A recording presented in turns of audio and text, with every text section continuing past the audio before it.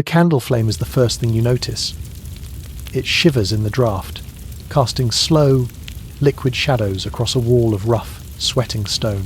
The air is cool here, almost damp, and it smells of beeswax, smoke, and old wool that never quite dries. You are sitting on a narrow wooden stool, the kind that wobbles if you shift your weight too quickly. In front of you, a warped sheet of bronze pretends to be a mirror. It does not flatter. It does not lie. It shows you every hollow, every shadow, every line of your face in the dim, trembling light. Outside this chamber, the world is harsh. Plague, hunger, war, and winter all wait their turn. Survival is not guaranteed, and mercy is rare. But in here, in this little pocket of stone and candlelight, the battle is different. In here, the danger is quieter, stranger, wrapped in silk and whispered rules. You live in a time when beauty is not a gentle wish, but a command. A time when the ideal face is not warm and alive, but bloodless and fragile, almost holy in its sickness. To be considered beautiful, you must look as though the world has already half claimed you, pale as morning fog, veins faintly visible beneath thin skin, cheeks delicately hollowed as if sleep and food are luxuries you barely deserve. You know these rules. You have studied them the way others study prayer. You understand which herbs will blanch the skin, which powders will burn, which practices might steal your strength but give you status. You are not naive. You are careful, practiced, and, in your own quiet way, skilled at surviving this cruel game. For now, you are safe. The door is closed. The fire in the distant hearth is low and steady. Somewhere down the corridor, someone is singing under their breath, a tune you almost recognize. The world outside will not reach you for a while, so let the noise of your own century drift away. Settle your shoulders, adjust your pillow or blanket, let your jaw loosen, your hands grow heavy. If your eyes are open, let them soften. If they're already closed, simply listen. In a moment, we'll walk together through the brutal, exquisite rules that governed a medieval face. The powders, the poisons, the quiet suffering hidden beneath brocade and lace. You will not be harmed here. You are only a visitor, watching from the calm edge of sleep. Breathe slowly. Feel the cool stone world of the Middle Ages gather around you, dark and distant and strangely gentle. And now, let's step closer to that dim bronze mirror and see what it really costs to be called beautiful.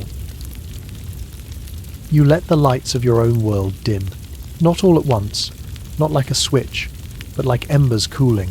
The hum of traffic, the glow of your screen, the little electric noises that stitch together a modern night one by one, you let them drift to the edges of your awareness until they're nothing more than a faint, distant murmur. You take a slow breath in, you let it out even slower, and as you do, you feel yourself slip sideways, gently, into another time. The first thing that arrives is the cold. It creeps up through the soles of your feet, a deep, stone-bred chill that feels older than you are.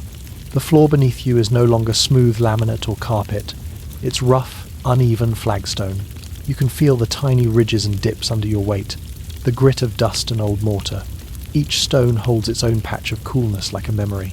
The air changes too. It grows thicker, stiller. When you draw it into your lungs, it tastes faintly of damp lime, dry wood smoke, and wool that's been hanging in a draft for weeks.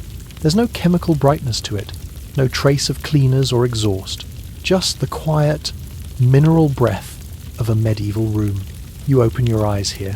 Stone walls rise around you, pale and coarse, their surfaces pitted and slightly crumbly if you imagine your fingertips pressed against them.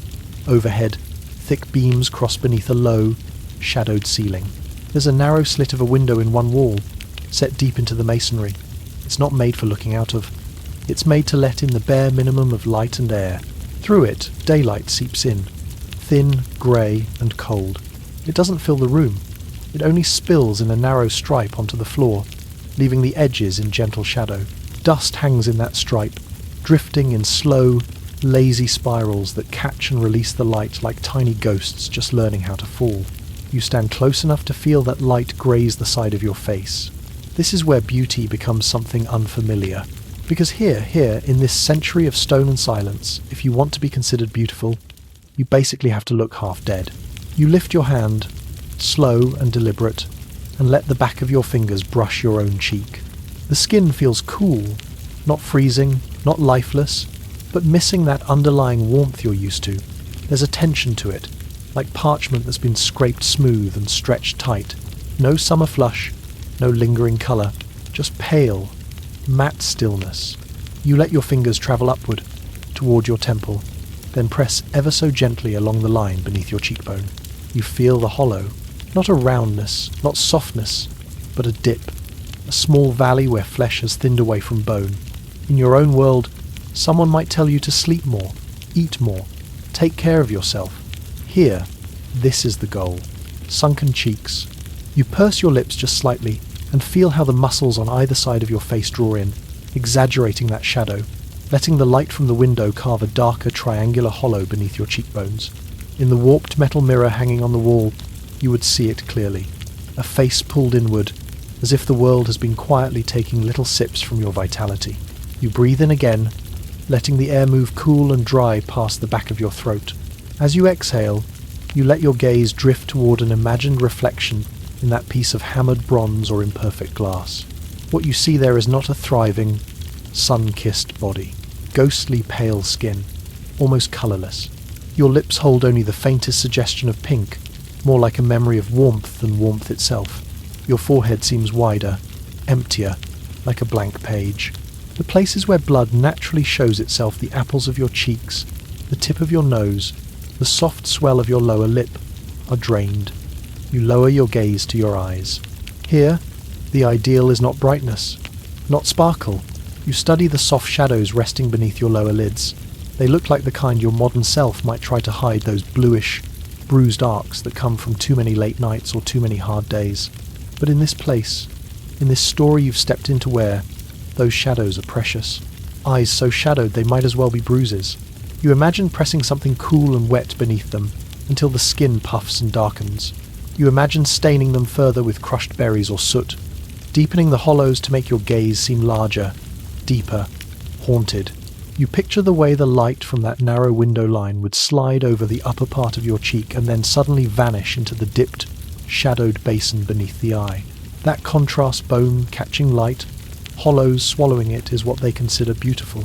You let your shoulders grow heavy, your spine lengthen just slightly, the top of your head reaching for the low, dim ceiling while everything else surrenders downward. Fragility. That's the currency here. It's not about radiance. It's about looking like the world has already taken too much from you and might take the rest any moment. You become more aware of your posture. You're not standing with the easy, unconscious solidity of someone used to walking fast, carrying bags, dodging crowds. Your movements here are slower, careful. You imagine your steps as if you're made of blown glass.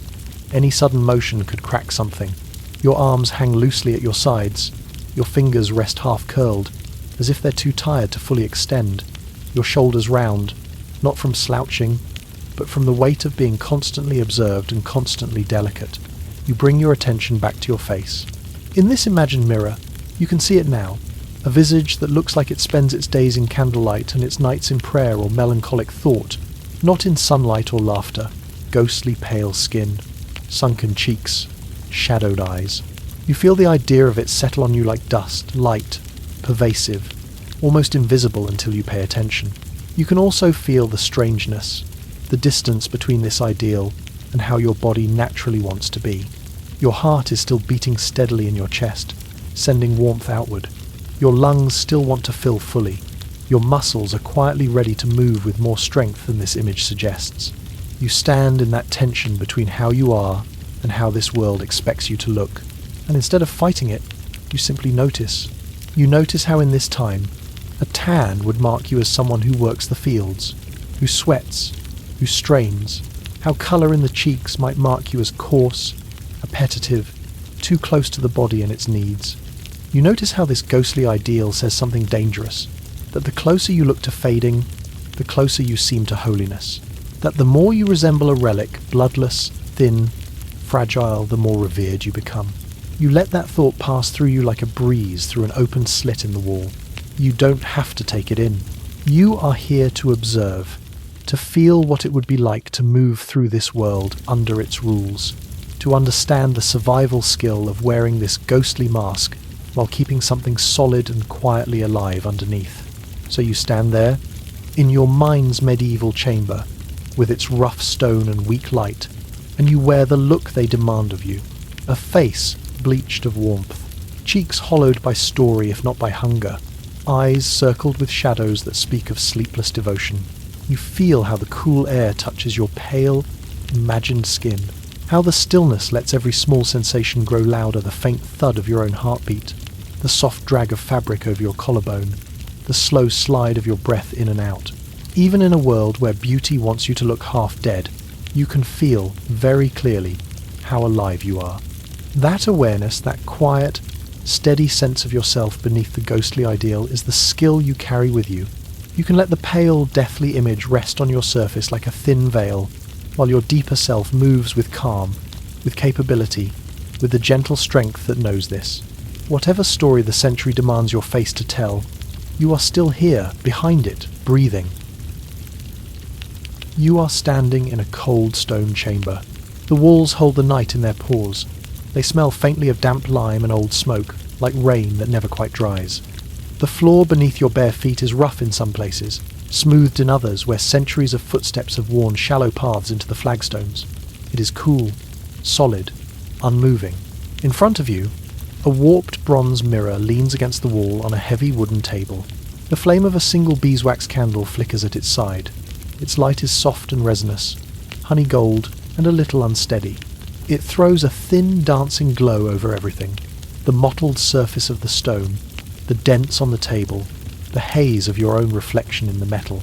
You lean closer to that reflection. You study your skin. First off, if it has even a hint of colour, here you're already behind.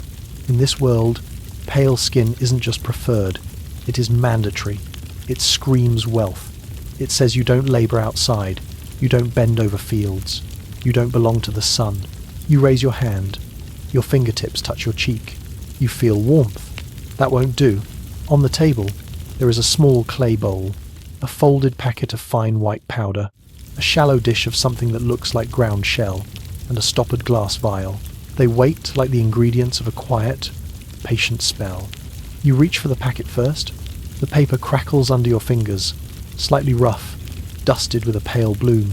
You unfold it carefully. Inside, a heap of snow-white powder. It looks like flour, but when you pinch a bit between your fingers, it feels denser, heavier, almost metallic. White lead. You tip a measured amount into the bowl. It falls in a soft puff, clinging to the sides of the rough clay, catching the flickering candlelight. Next, the dish. You lift it and angle it over the bowl, letting the contents slide down. Crushed pearls, once smooth and gleaming, now reduced to a fine, luminous grit. They tinkle softly as they fall, then disappear into the lead like starlight drowning in snow. You swirl the bowl once. Powder drifts. Then you take the glass vial. When you pull the stopper, the smell leans out to meet you. Vinegar. Sharp, sour, and clean in a way that cuts through the beeswax sweetness and the musty chill of the room. It scrapes the inside of your nose raw and makes your tongue want to curl. You lift it over the bowl. You tilt. Slowly. Drops fall. You watch them, one by one, sink into the powder and vanish, leaving small craters that immediately begin to collapse. You set the vial down and pick up the pestle. The pestle's handle is smooth from years of fingers, its rounded end crusted with traces of past mixtures. You lower it into the bowl and begin to crush. Press, turn, scrape. At first the powder resists, staying dry in little clumps. You press harder. The vinegar starts to win, dampening the fine particles, pulling them together. You keep going, your wrist moving in slow, rhythmic circles. The sound is soft granules against clay, a faint, gritty whisper. Gradually, the dry mound turns into a thick, heavy paste. It clings to the pestle, glossy white and dense. Cerus. You lift the pestle and tap it once against the side of the bowl. The paste slumps back, leaving a ridge, then smooths itself out. The smell is stronger now. Sour vinegar braided with something flat and mineral from the lead, a ghost of the sea from the pearls. It wraps around you, fills the small chamber, replaces the air with a stingy, biting fog. You let your gaze creep back up to the mirror. Your reflection wavers, distorted by the imperfect bronze, but you can still see the betraying hints of life in your face, the faint flush in your cheeks, the unevenness of your tone, the tiny freckles or shadows that say sun, sleep, warmth, blood, all things you're supposed to erase. You dip 2 fingers into the bowl. The paste is cold, not just cool from the room cold, but a deep cellar chill, thick and slick against your skin, almost like touching a river stone that's lived in shade all its life. It coats your fingertips, weighty and opaque. You bring them to your forehead. The first touch is a jolt, cold on warm. You feel your skin twitch under it. Then you start to spread the paste slowly, gently, from the centre of your brow out toward your temples. The ceruse drags just slightly, resisting at first, then smoothing into a flat, even sheet. It fills every tiny dip and line, creating a uniform layer that hides whatever was there before. You reload your fingers. You move down, over the bridge of your nose, across your cheeks, along the edge of your jaw. Each stroke erases more of you. Freckles vanish under the white. Any lingering pink at the apples of your cheeks disappears. The slight shadow at the base of your nose is gone. Your face becomes a blank. As you work, the cold seeps in. Then something else arrives beneath it. A prickling, then a low burn. You feel it start high on your cheeks, where the skin is thinnest. A soft sting at first, like standing too close to a fire, then deeper. The paste doesn't just sit on your skin, it bites into it. The vinegar, the lead, they begin their quiet, corrosive work. You keep going.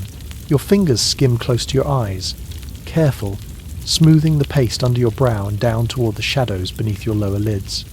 The ceruse brightens even those hollows, turning them from natural darkness to a kind of fragile, chalky exhaustion.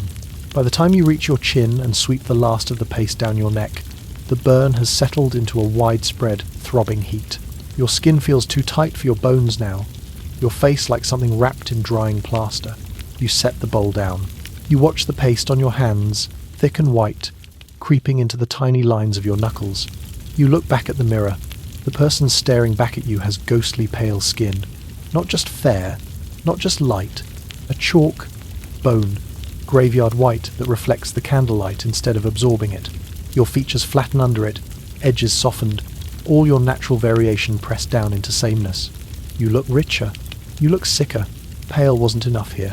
The goal was translucent skin so light that the faint blue threads of veins could be seen running along the forehead and across the chest. That sickly, almost cadaverous appearance, that was peak desirable. You lean closer, peering at your own temple. In the flickering light, you can almost make out a faint vein, hinted at beneath the leaden mask. You could, if you wished, dab on a little blue pigment to help it along, to give the impression that your skin is nothing more than a fragile veil over fragile blood. You hold that thought for a moment, then let it go, because there's another part to this look. You close your eyes, and in the darkness, you remember the last time you sat with your arm bared in another cold room. A linen strip tied above the crook of your elbow, the cloth digging lightly into your flesh, the physician's fingers palpating the inside of your forearm, feeling for the rhythm beneath your skin. The glimpse of steel, small, sharp. The sting of the cut is quick, almost nothing, just a bright little spark that fizzles out as soon as it appears. Then warmth, a thin line of it, sliding down from the opening, gathering, dripping, into a bowl. You remember watching the red arc fall, again and again, each drop leaving your body a little lighter. Your head had filled with a cottony, humming emptiness. Your fingertips had tingled. Your lips, maybe, gone the slightest bit blue. Bloodletting. They said it balanced your humours, purified you. But you knew the side effect they admired. The drained cheeks, the slower step, the slight sway when you stood too fast. The look of someone who lived more on spirit than on meat. You open your eyes again in the candlelit chamber. Your heart is steady, your head clear, but you can feel the memory of that floating weakness echo faintly when you look at your face now, sealed in white. Ceruse on the outside, less blood on the inside. You lick your lips once, and even they feel different against the stiffening mask. The lower lip catches slightly, a reminder not to move too much, not to smile too wide.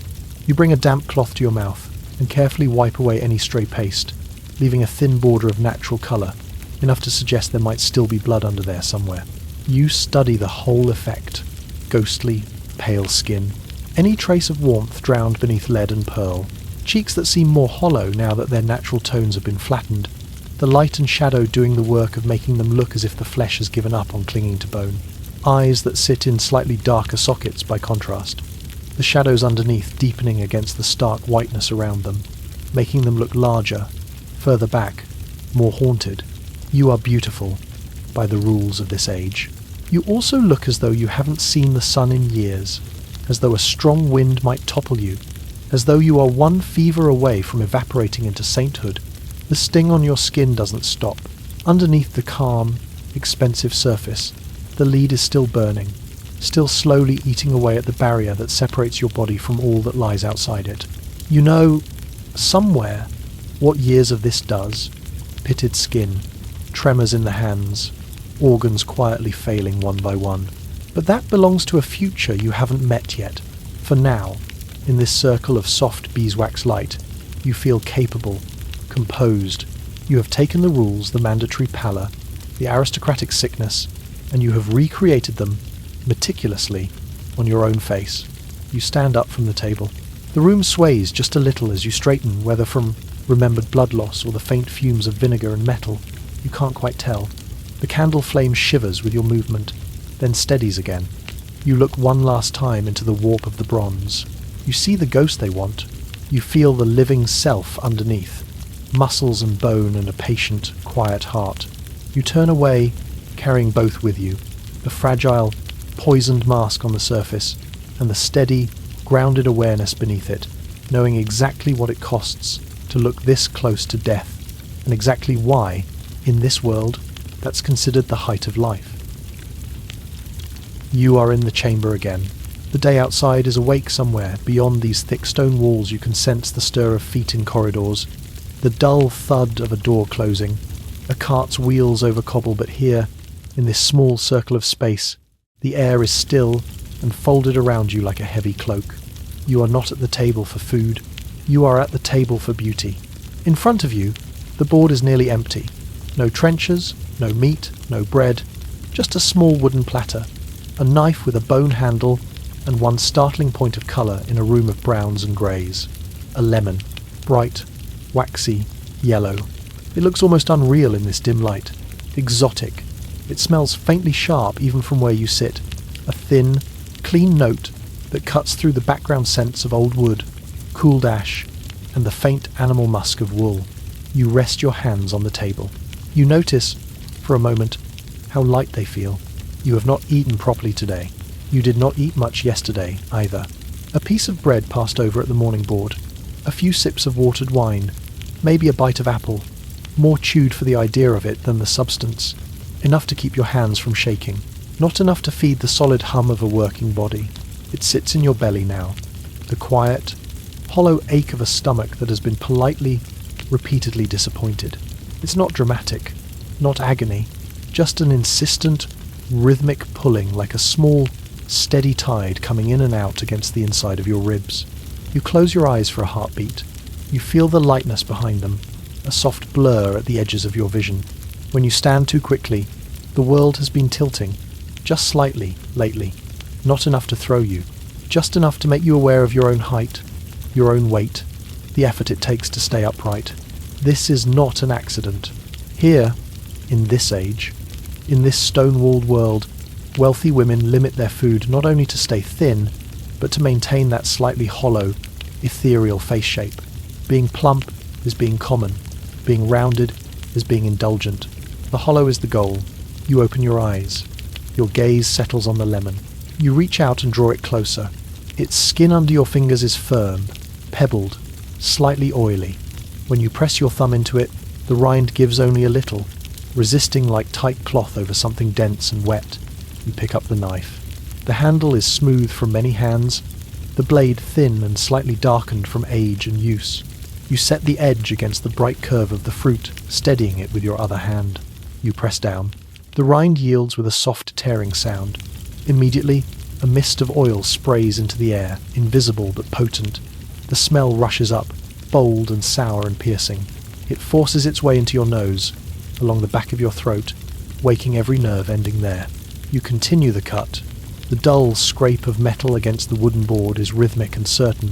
The knife passes through the white pith, thick and spongy, and into the heart of the lemon. You feel the change in resistance dry to wet. The blade slides easier. Juice beads up along the cut, forming fat, glassy drops that gather, tremble, then spill down the side, leaving glistening trails on the already slick surface of the wood. You split the lemon into halves. They open like eyes. The exposed flesh is pale, translucent, arranged in perfect segments. Each little cell is swollen with juice, pulled tight to the point of bursting. Tiny seeds glint among the membranes like dull pearls. You put the knife down. You pick up one half of the lemon. It is cold against your fingertips, slick with the juice that now runs more freely from the cut. It drips onto your wrist, a thin, chill line that follows the veins down to your cuff. You hold it up in front of your face, feeling its weight a small, heavy sun in your hand. Now imagine trying to achieve that signature sunken cheek look with no powders, no contouring kits, nothing but what you can do to your own body. This is how you don't eat, and you let the fruit do the rest. You turn the lemon so that the cut surface faces your skin. You lift it to your right cheek. The first contact is wet, a shock of cool, sliding texture that spreads quickly as you press the fruit more firmly into the soft flesh beneath your cheekbone. Juice seeps out around the edges, cold and sticky. You start to rub. Slow circles at first, then firmer strokes. The acid bites almost immediately. It's not a gentle tingle. It's a sharp, needling sting that seems to find every tiny crack, every invisible abrasion in your skin. It feels like being pricked by 100 tiny thorns all at once. You keep going. You drag the lemon up toward your temple, then down toward the corner of your mouth, always tracing the hollow you want to deepen. You imagine the juice seeping into the tissue beneath, drying it out, tightening it, pulling it back toward the bone. It sounds ridiculous. It is, however, a very real medieval tip passed from lady to lady. Your skin is flushing now, reacting to the assault. A hot, pink burn blooming beneath the clear, citrus sting. It hurts in a bright, clean way, not like an injury, like a warning. You switch hands. You bring the lemon to your left cheek. The other side is already a little sensitive from expectation alone. The first touch of cold juice there feels even harsher, your nerves primed. You grit your teeth, not in anger, but in concentration, and keep rubbing. You are methodical. You cover every part of the cheek that once held softness, the place that could have dimpled, the place that used to catch the light with a natural curve. You press the lemon in, insistently, as though you can push the fullness away by force. By the time you lower the fruit, both cheeks are throbbing. You can feel the veins underneath pushing blood to the surface, trying to repair, to soothe, to cool what you've irritated. You don't let them. You sit in it. You let the air touch your damp skin, amplifying the sting, making the heat bloom stronger. You set the lemon half back on the board. Your fingers are sticky. They smell sharply of citrus. That brightness cuts through the deeper, heavier sense of the room, making everything else seem dim in comparison. You bring your hands to your face. You touch your cheeks with the pads of your fingers. They feel flushed, swollen, but under that swelling, you swear you can sense a new tautness. The flesh has drawn closer to the bone, even if only slightly, even if only for a while. Your lips part. Some women in this age don't stop with rubbing. You lift the lemon again, but this time, you bring it to your mouth. You press the cut side gently to your lips, then open just enough to let your front teeth sink into the fruit. The juice breaks free. It floods your tongue. The sourness is violent. Every taste bud screams at once. It's so sharp it almost buzzes, radiating up into your sinuses, making your eyes prickle with involuntary tears. Your jaw clamps down reflexively, your muscles pulling inward, trying to escape the intensity. You hold your cheeks tight, feeling them hollow themselves around your teeth. Every muscle in your lower face cooperates in that single aim, to contract, to withdraw, to become smaller. Your stomach clenches too. The sudden flood of acid hitting an almost empty belly is shocking. It drops there like a stone into a shallow pool, sending ripples of discomfort outward. The hunger that was a low, gentle ache becomes sharper for a moment, more insistent. like a protest. You swallow. The juice burns a path all the way down your throat, leaving a wake of tingling sensation behind it. You pull the lemon away. Your mouth still waters, trying to wash away the sour. You resist the urge to spit, to rinse, to bite into something neutral, something soft.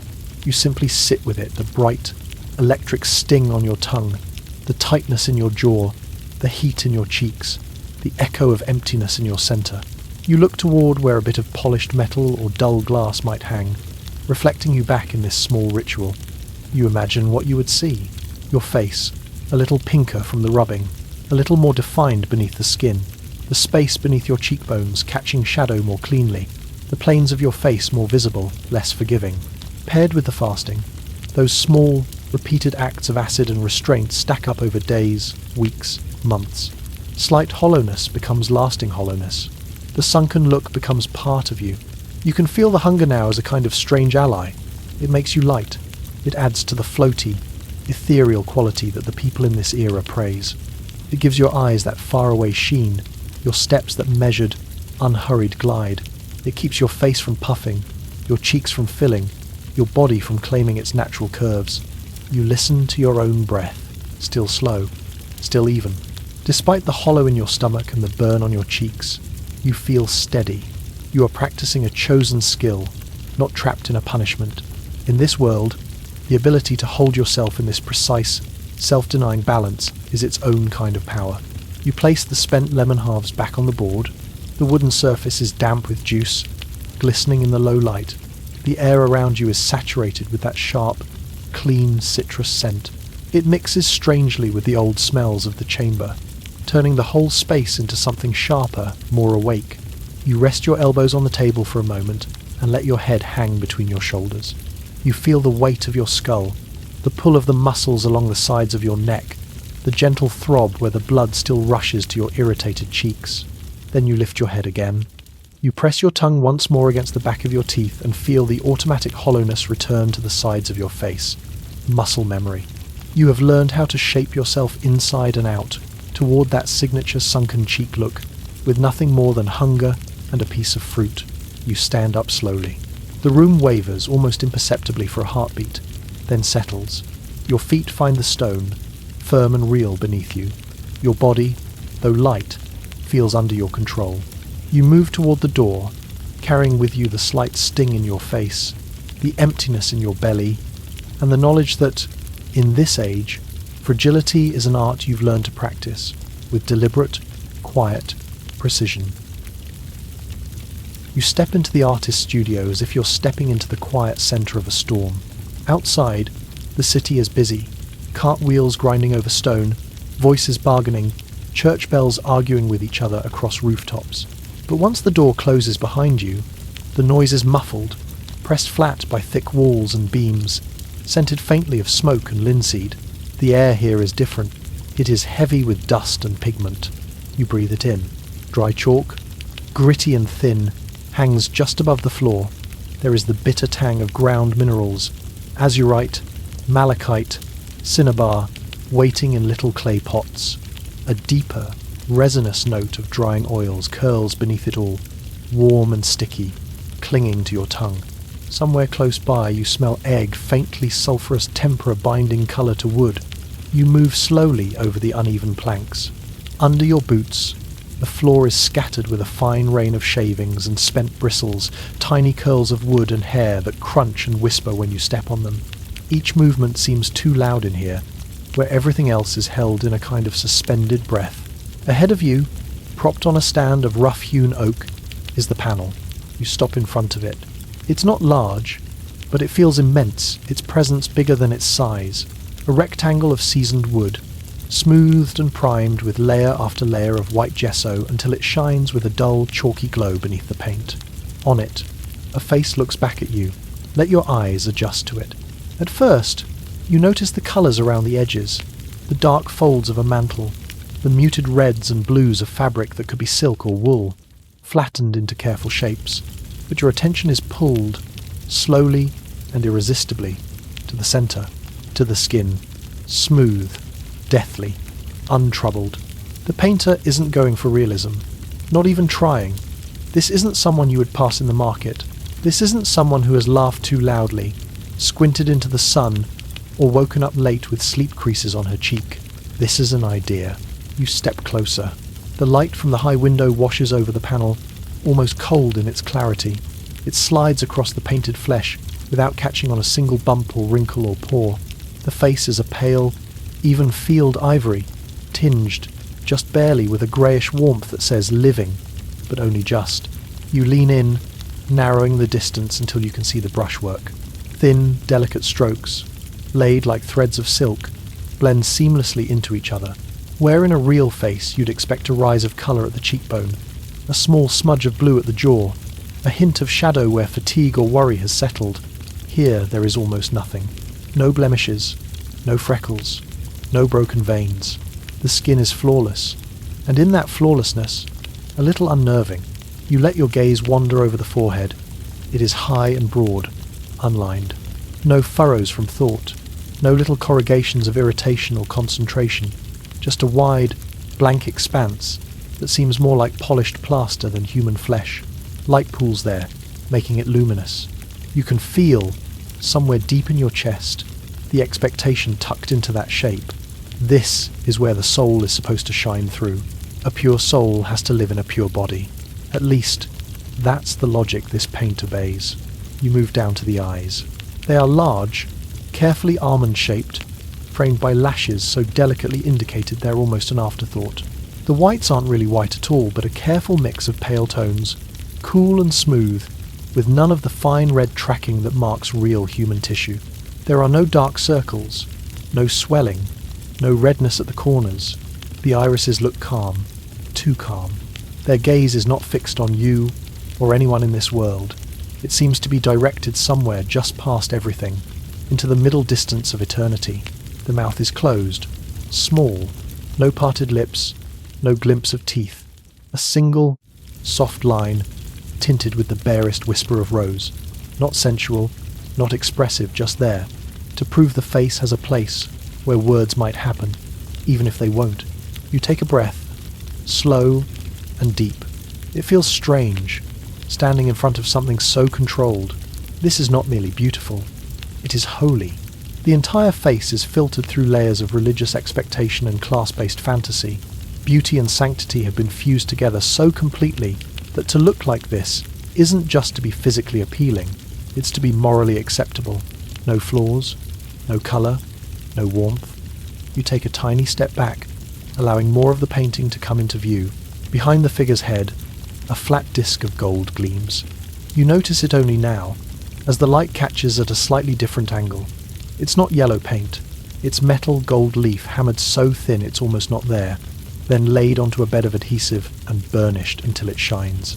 You can see, if you squint, the tiny seams where the sheets of leaf overlap, forming a delicate patchwork of light.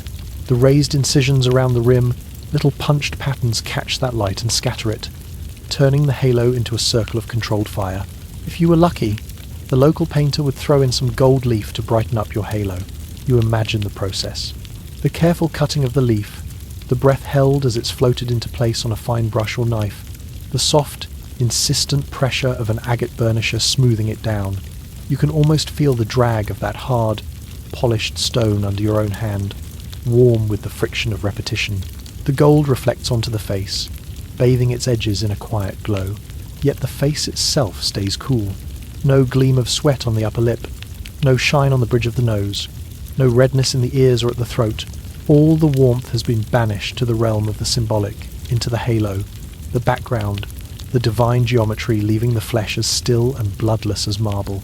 You realise, standing here, that this isn't just a picture, it's a template, a standard. In a world where hardly anyone will ever see themselves in a polished mirror, these panels lining churches, hanging in chapels, sitting in private oratories, become the mirrors people live by. You picture a woman kneeling in front of this very image, in a dark nave. She lifts her eyes and sees this face. Smooth, pale, perfectly self-contained. She thinks, this is what a holy person looks like. This is what a pure soul wears. This is what God prefers. Then she thinks of her own face, its spots, its redness, its soft flesh and easy flush. its laugh lines and little scars, and somewhere inside, a small, insistent voice declares, less of that, less of you. You reach up, almost unconsciously, and touch your own cheek. You feel the texture of your skin, not as smooth as paint, not as even as gesso. There's a faint bump there, a tiny rough patch, where the air and sun and time have all left their signatures. It feels alive. You compare it, in your mind, to the painted skin in front of you. That skin isn't alive. It isn't supposed to be. It's not trying to be a person. It's trying to be an ideal. You let your eyes drift along the edges of the panel. Everywhere, the same choices repeat. Pale over flushed, flat over textured, closed over open. A pure body, here, is one that shows nothing of its work, its pain, its appetites. No wrinkles from laughter, no colour from excitement, no shadows from long nights awake with worry or desire. Just the smooth, empty question. What if you could erase everything that proves you are living? You breathe out slowly. You're safe here, in your own body, in your own awareness, able to look without having to obey. You let your gaze rest once more on the gold. It hums quietly against the matte flesh, a circle of extravagance around a face stripped of every human irregularity.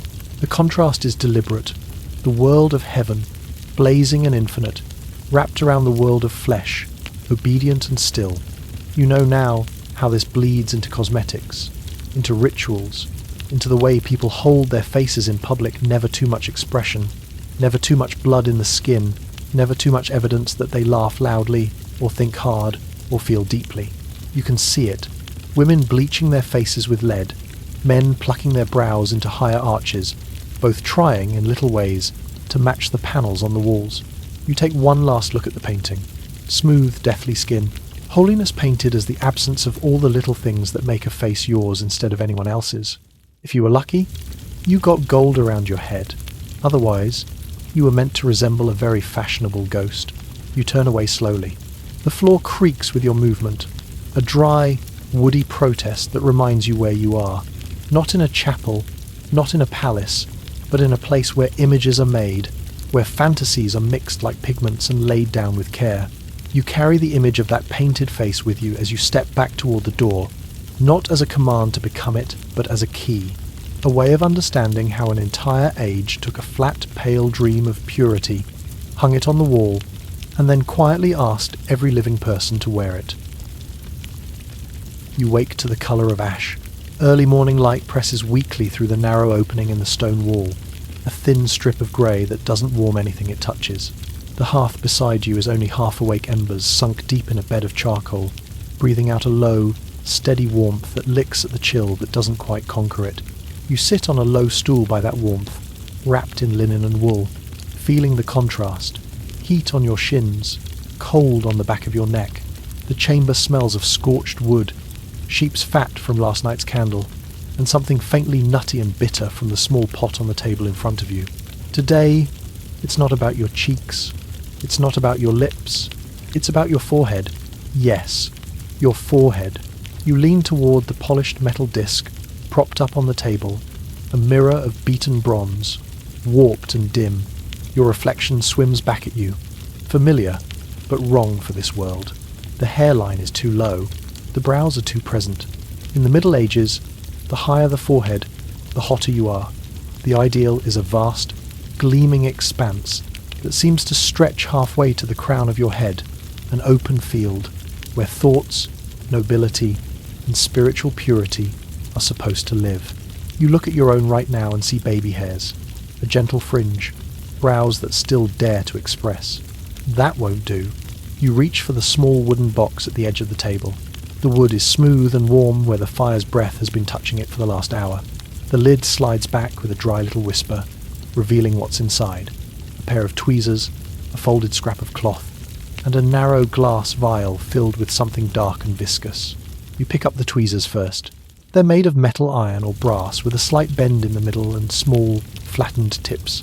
When you pinch them closed, the metal meets with a tiny, sharp click. You feel the spring in them, the problem-solving tension. You turn back to the mirror and tip your head slightly, so the light from the slit window slides down your forehead. You see it clearly now. The line where your hair begins, too close to your brows, too human. You lift your free hand, flattening your fingers just at the edge of your hair. You press upward, gently pulling the scalp tight so each fine, downy hair along the border stands up straighter, more visible. Then you bring the tweezers in. You choose a single hair. You trap it between the tips.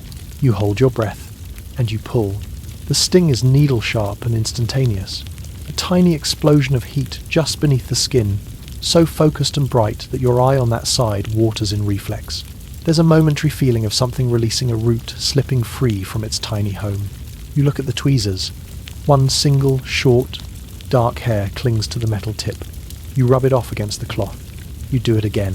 Find, grip, tug, sting. The rhythm emerges slowly. You lose the individuality of each hair and sink into the sequence. Search, pinch, pull, burn, blink, breathe. You work methodically along the hairline from temple to temple, lifting it higher one follicle at a time. Every few minutes, you lean back slightly and study the change. The forehead grows. It becomes smoother, cleaner. The small irregularities of the hairline soften into a more distant, deliberate curve. The space between your brows and the first row of hair stretches, turning your whole upper face into something that looks a little less animal, a little more icon. You feel each pluck. Some hairs come easily, with a quick tick of pain. Others protest, sending a jolt deeper into your scalp, a more insistent ache that flashes and then fades, leaving behind a lingering throb. The skin where you've been working flushes gently, taking on a pink sheen under the pale of your complexion. You can feel the warmth of it with the back of your fingers tender, slightly swollen, but you're not finished, because plucking can only get you so far. You set the tweezers down. You reach for the small glass vial. It feels cool and a little tacky when you pick it up, the outside smeared from previous uses. You pull out the stopper, and the smell rises up immediately, bitter, oily, and acidic all at once. Walnut oil and vinegar.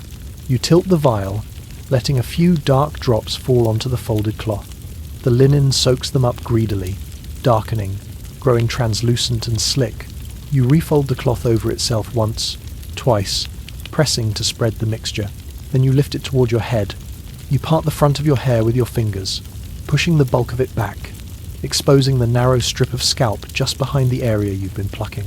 You press the dampened cloth there, right along that freshly offended border. The first sensation is cool and greasy. The oil slides against your skin, coating it in a thin film.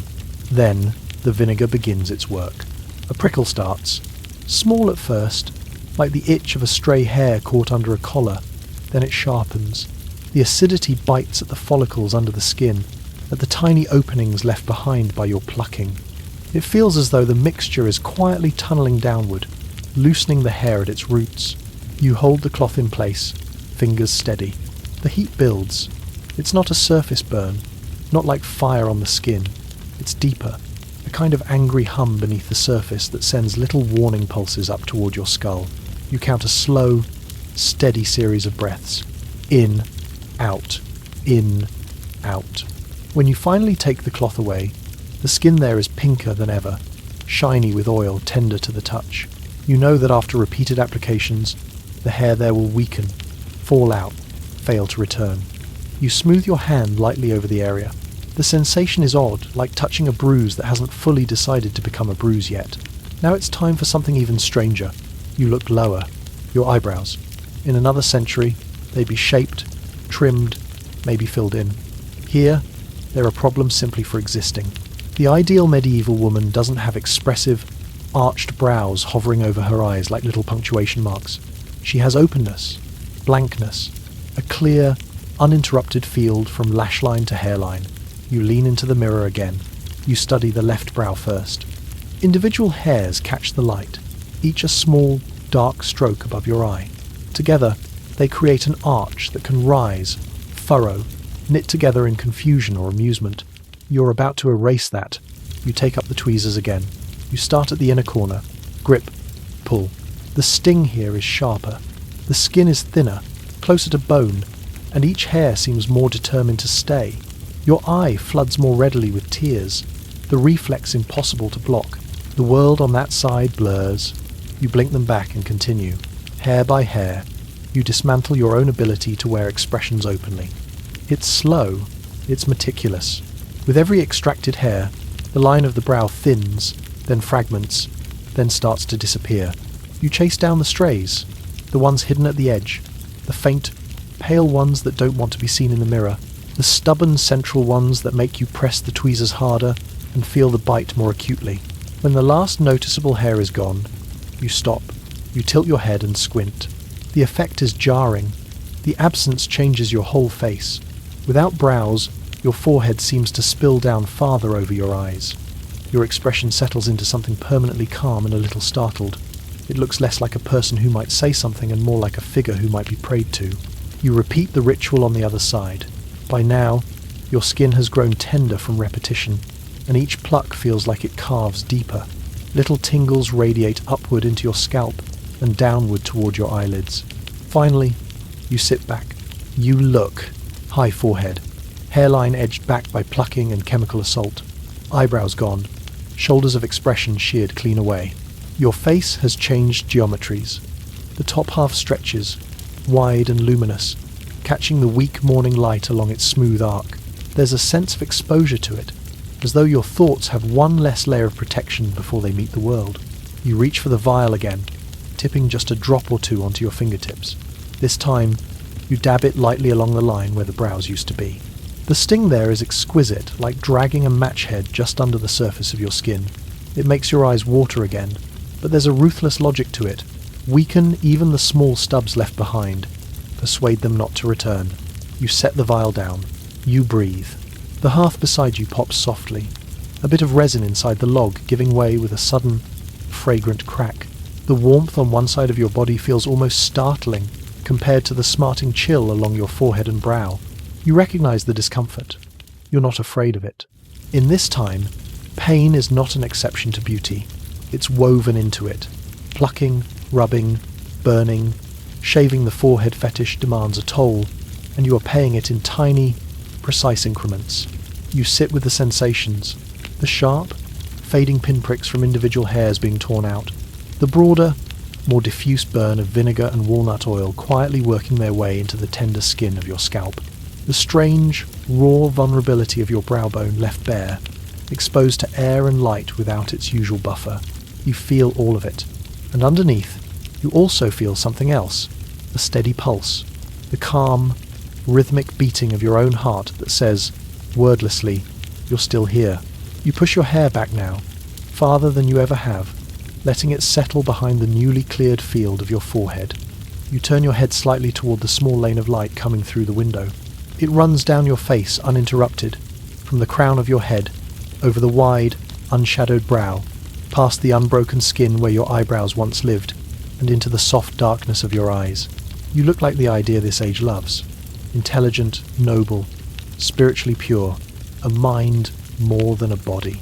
A forehead first, a person second. You study that image of yourself quietly, without judgment. You know exactly how you shaped it, hair by hair, drop by drop, choosing each small act with deliberate, patient hands. You could stop at any time, but for now, you sit in your stool by the hearth, feeling the twin warmth of embers on your shins and the faint, slow burn on your skin, and you understand this clearly. In a world where every inch of visible flesh is read as a message, you have learned to speak the language of the forehead, high, empty, shining with the precision of someone who knows that survival here is not just about staying alive. It's about knowing exactly what story your body is telling, and deciding, calmly, to hold the pen. You are sitting in the great hall.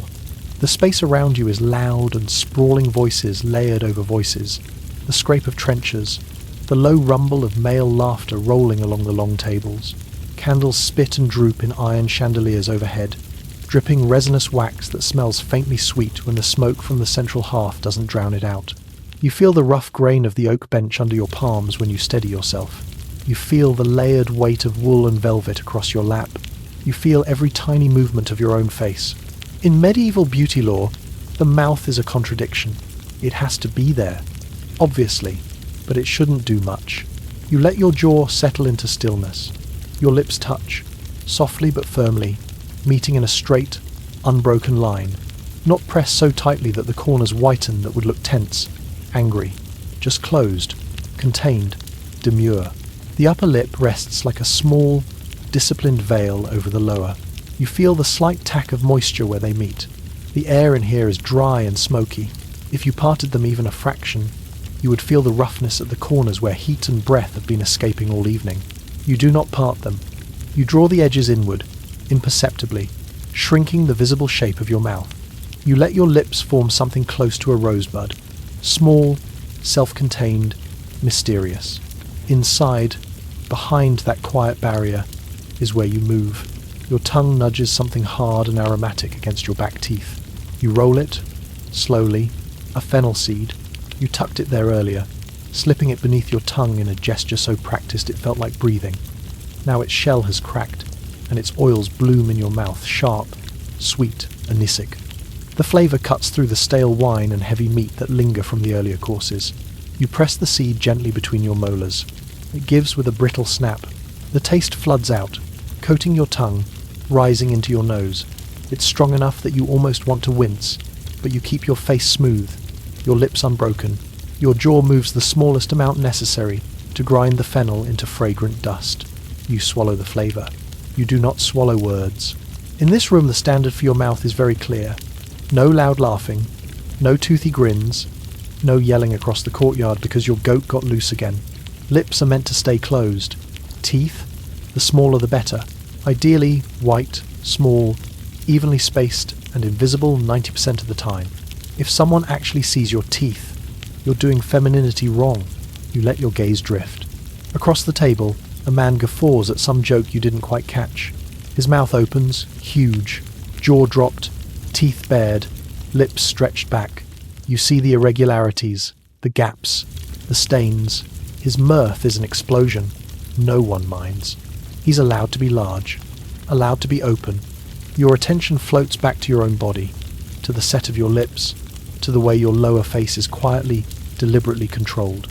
You feel the muscles there, not just the obvious ones, but the small, industrious fibres around the corners of your mouth, in your cheeks, along the hinge of your jaw, working constantly to maintain this precise, contained configuration. There is a low ache starting just in front of your ears. Not a sharp pain, just a dense, steady tension, the kind that comes from keeping a fist half clenched for too long. You shift your teeth a fraction apart, careful not to let your lips follow. Your jaw joints sigh, just slightly. The relief is short-lived. You guide your teeth back together, re-establishing the quiet, seamless front. You lift your cup. The metal is cool against your fingertips, the rim polished smooth from many mouths. The watered wine inside smells faintly sour, faintly fruity, with a ghost of spice that clings to the back of your throat when you inhale.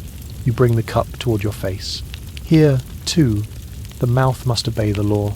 You do not tip your head far back and gulp. You do not open wide and swallow greedily. You tilt the cup just enough so that the wine kisses the centre of your tightly closed lips. You allow them to part the smallest distance, just enough to admit a thin thread of liquid. It rides over your tongue and down your throat, cool at first and then warm as it settles. The whole action is quiet, almost invisible from outside. Your lips never lose their shape. No one sees your teeth. You lower the cup. You dab, once, at the corners of your mouth with a bit of linen, making sure no red stain lingers there to betray a more passionate relationship with your drink. You rest your hands on the table again. Around you, conversation rises and falls in waves. Someone at the far end of the hall calls out a joke. A few men bark laughter so loudly the rafters seem to vibrate. You feel humour stir inside you too, a quick, bright lift in your chest as if a bubble wants to rise. You do not let it reach your mouth. You feel it hit a barrier halfway up, held back by habit and practice. You let it reroot, flowing down your arms into the flecks of your fingers, which curl discreetly against your own palm under the table. Your lips perhaps twitch at the corners, but only just. A ghost of movement. Nothing more. In medieval thought, all of this is not just aesthetic. It has moral weight. A small, closed mouth is considered a sign of modesty and self-control. It suggests you do not talk too much, do not eat too much, do not laugh too freely, do not kiss too readily. A large mouth, especially a frequently open one, is suspect. It hints at gluttony, at loudness, at appetites of all kinds. You swallow once, deliberately. You feel the muscles in your throat contract, the tongue press against the roof of your mouth. The way the act of swallowing itself remains hidden behind the static curtain of your lips. You are, right now, a moving contradiction, alive and expressive on the inside, carefully minimized on the outside. Under the table, you unclasp your hands. With your right thumb, you find another little hard object in the small pouch at your belt. This time, a clove. It's dry, woody, and angular. You can feel its prongs even through the fabric. You slide it up into your palm, then toward your lips with a casual, practiced movement. You slip it between them without breaking their line. The clove fits neatly into the hollow between your back molars and your cheek. You close your teeth gently over it, feeling its brittle structure crack, then crumble. Heat blooms, not like fire on the skin, but something deeper, more aromatic. The clove fills your mouth with a warm, medicinal spice that numbs the edges of your tongue, just enough to make everything feel a little muted, a little slower. It also sweetens your breath, another quiet aspect of moral presentation here. You sit with that warmth. You notice how the clove's numbing quality paradoxically makes it easier to hold your jaw in place. The line between deliberate control and slight natural slackness blurs. Your mouth feels smaller, lower stimulation, more easily kept in its narrow, demure shape. You lower your eyes to your plate, now empty. You do not ask for more. You remember the connection, hammered into you by whispers and sermons.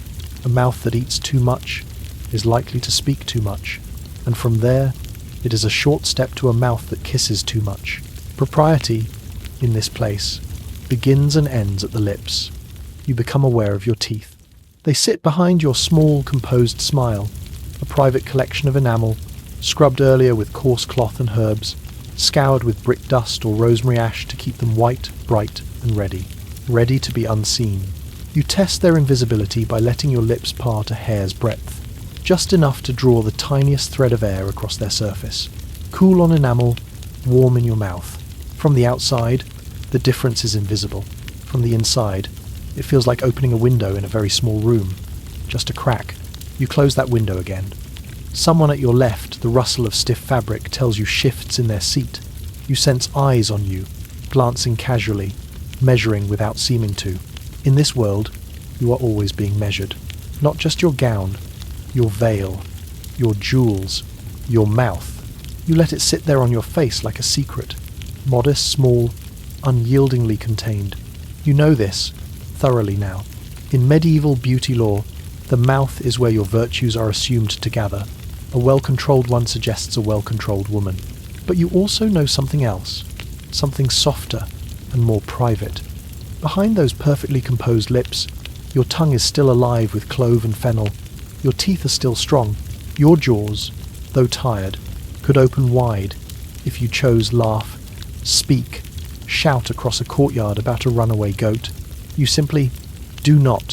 For now, you breathe, light and shallow, through your nose, letting the spicy warmth of the clove mingle with the cooler air, all while your mouth sits, tranquil and unreadable. You feel competent in this performance. This is not a panic state. This is a learned posture, a survival skill as much as any knowledge of herbs or needlework. You have trained your muscles to obey a cultural script, and now they follow it effortlessly, even as your inner world remains your own.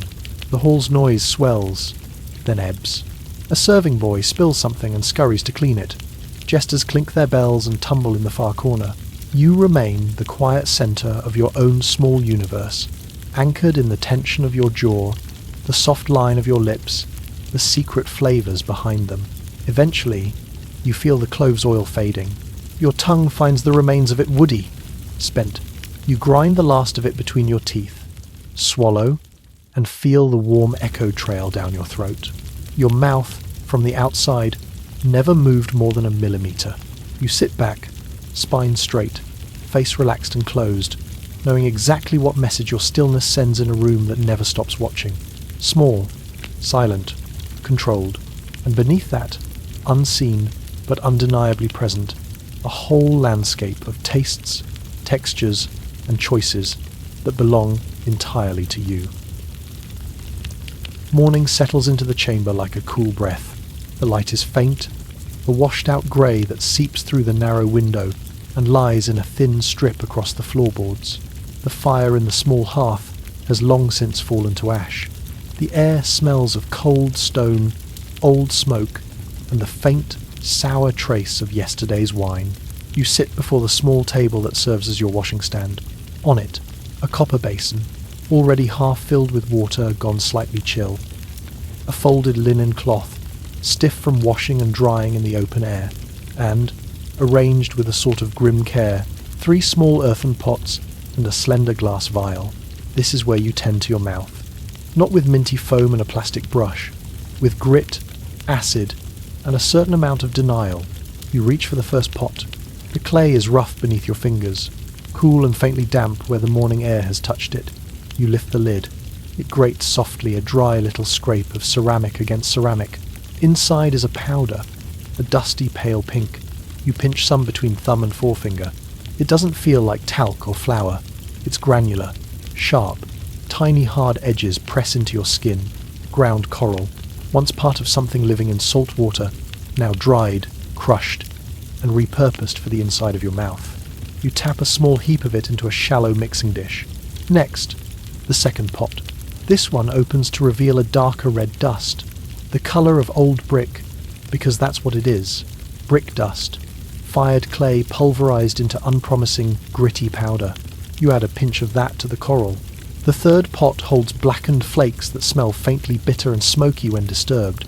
Burnt rosemary ash. You add a little of that too, watching the fine strands of char sift down and disappear into the growing pile.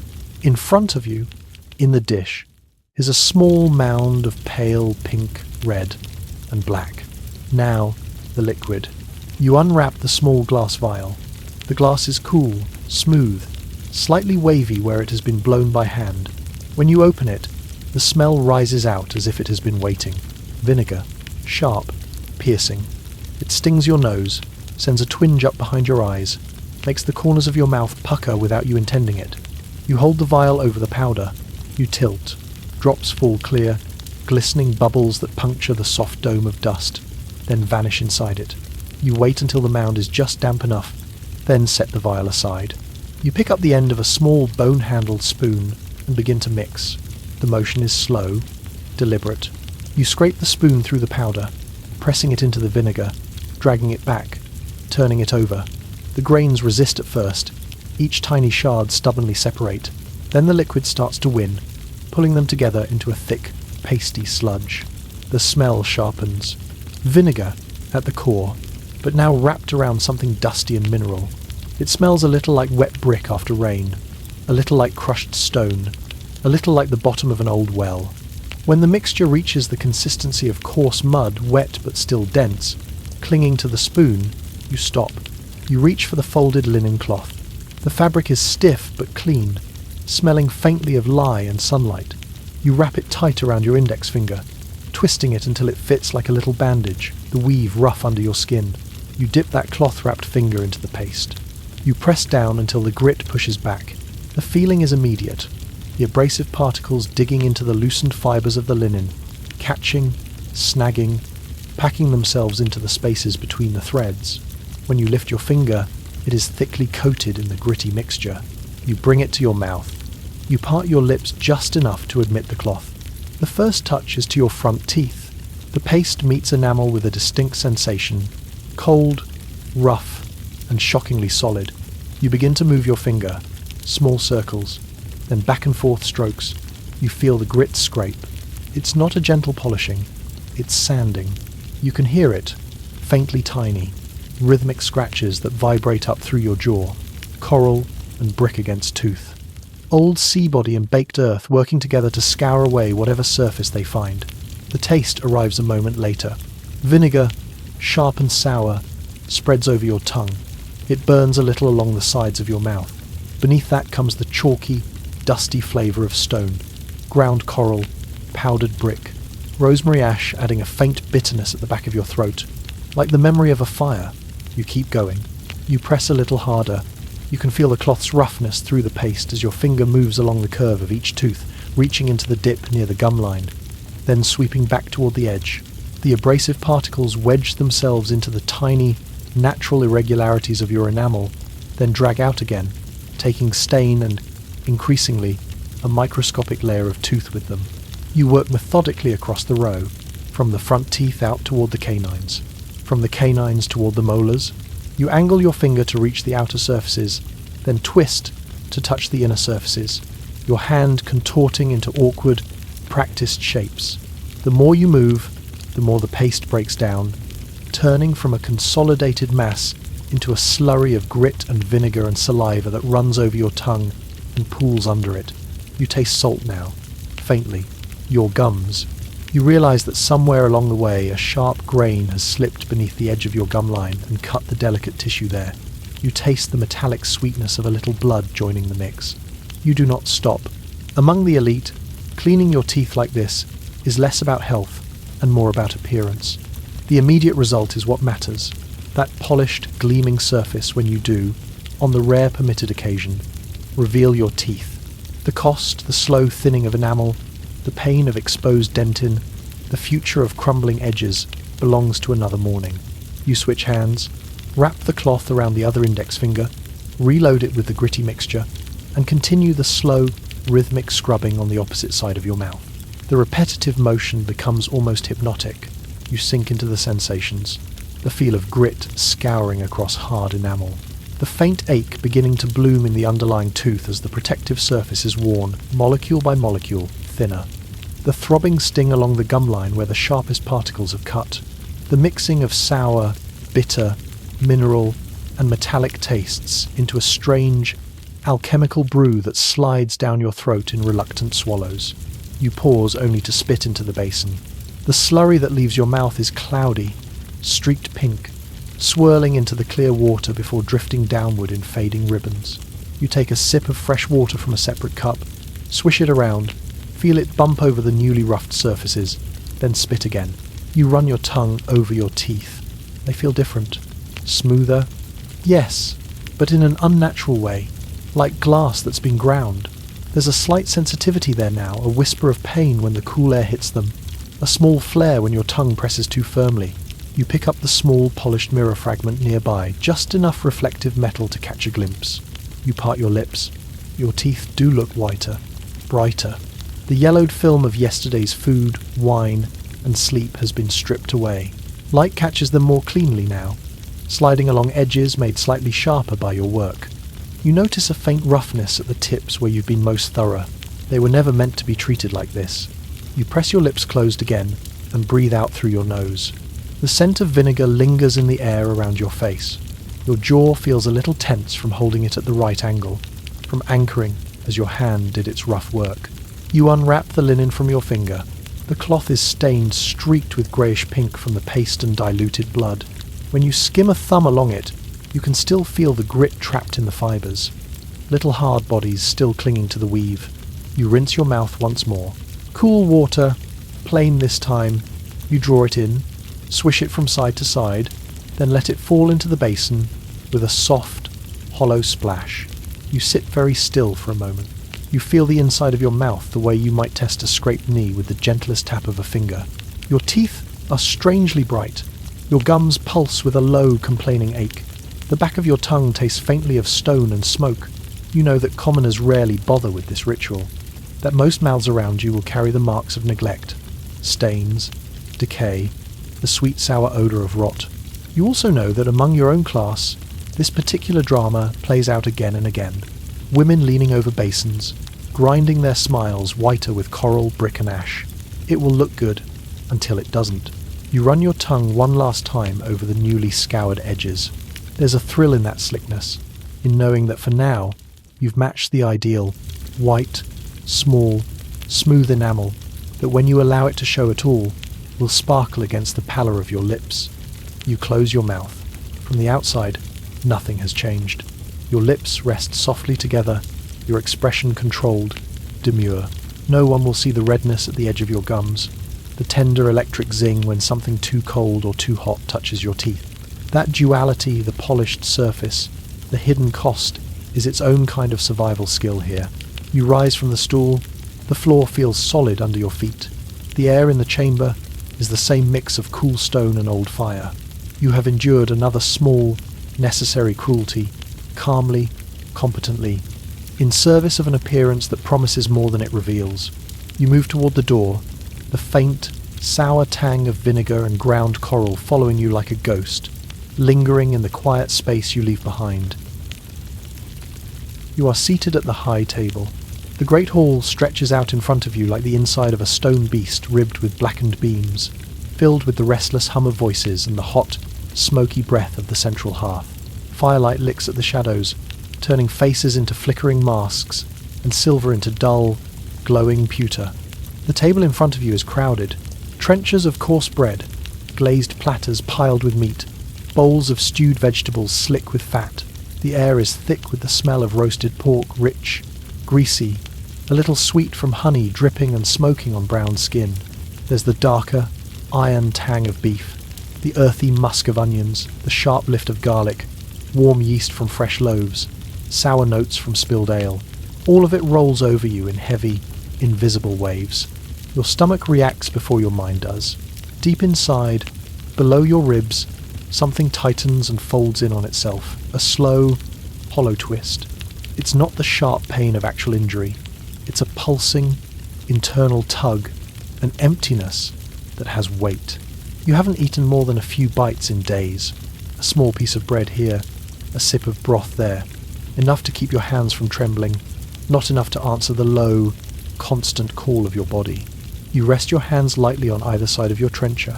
The wood is slightly damp with gravy that has wandered across the surface from someone else's portion. Your own space on the bread plate is clean, empty, waiting. You look down at it, then up at the abundance around you. Being thin here isn't just desirable, it's doctrine. Not just thin, but fragile, ethereal. One skipped meal away from sainthood. You take a breath in. The smells strike you harder when you focus on them. The salt-slicked crackle of pork skin, the buttery steam rising from cut bread, the sour-sweet edge of wine in your cup. You let the breath out slowly through your nose. Your hands do not move toward the food. You are not a monk in a stone cell. You are not a mystic in a cave. You are seated in the full view of the court, your every small action quietly weighed and translated. Here, fasting isn't just prayer. Among noble women, not eating has become a badge, a signal hanging from the bones just under the skin. The thinner you are, the more virtuous you are assumed to be. A woman with a full figure might be considered healthy, yes, but also indulgent, suspected of gluttony, lacking in spiritual discipline. You understand what's expected of you. A servant appears at your elbow. He carries a platter, heat rising from it in visible waves. On it sits a haunch of venison, browned and glistening, studded with rosemary. The smell hits you deep, savoury, threaded with that resinous herb. Your hand tenses, almost of its own accord.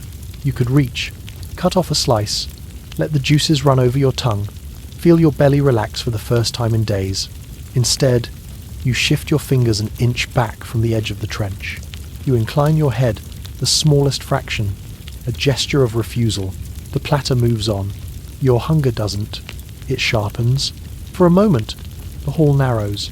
The sounds recede into a murmur. Your awareness pulls inward, toward that hollow place just under your breastbone where your body is quietly asking, why? You feel a faint wave of dizziness, like standing up too fast in a dark room. The stone floor under your feet seems a bit farther away. The edges of the candle's flames blur. Your heart beats a slow, heavy rhythm in your ears. You steady your breath. You lower your gaze to the silver cup in front of you. You reach for it. The metal is cool, smooth, faintly greasy from countless hands. You lift it carefully, bringing it to your lips. You take the tiniest sip, watered wine, thin, the sourness of half-stale wine tamed by dilution. It washes over your parched tongue and slides down your throat in a narrow ribbon. It hits your empty stomach with a cool splash that almost hurts. You set the cup down. You hear someone at the lower tables bark a laugh. The sound is open, full-bodied, teeth visible, crumbs in beard. You smell roasted fat as someone tears into a joint of meat, juices spattering the table. Your stomach answers again, a low, drawn-out pang. You rest your palm lightly over it, pressing through the layers of fabric. You can feel the faint curve of your own ribs now. The kirtle laced around your torso emphasizes the structure, holding your middle in a firm band.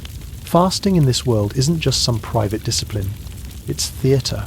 You think of stories you've heard. Street Catherine of Siena, whose name passes between women like a secret spell. They say she survived on nothing but communion bread for days, weeks, months. Host alone. No meat, no grain, no vegetable, no fruit, just the wafer placed on the tongue, dissolving into nothing. Anorexia mirabilis.